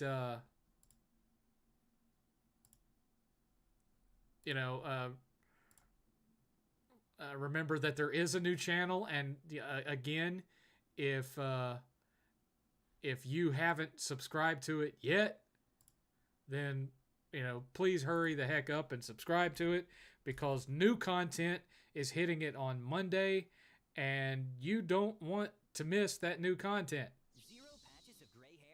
I'm going to post it one more time for those of you who weren't in here when I posted last time. Please go sub to the new channel so you don't miss out on new DBTS reviews, because the new ones start on Monday. Until then, I will talk to y'all on Saturday, next Saturday, same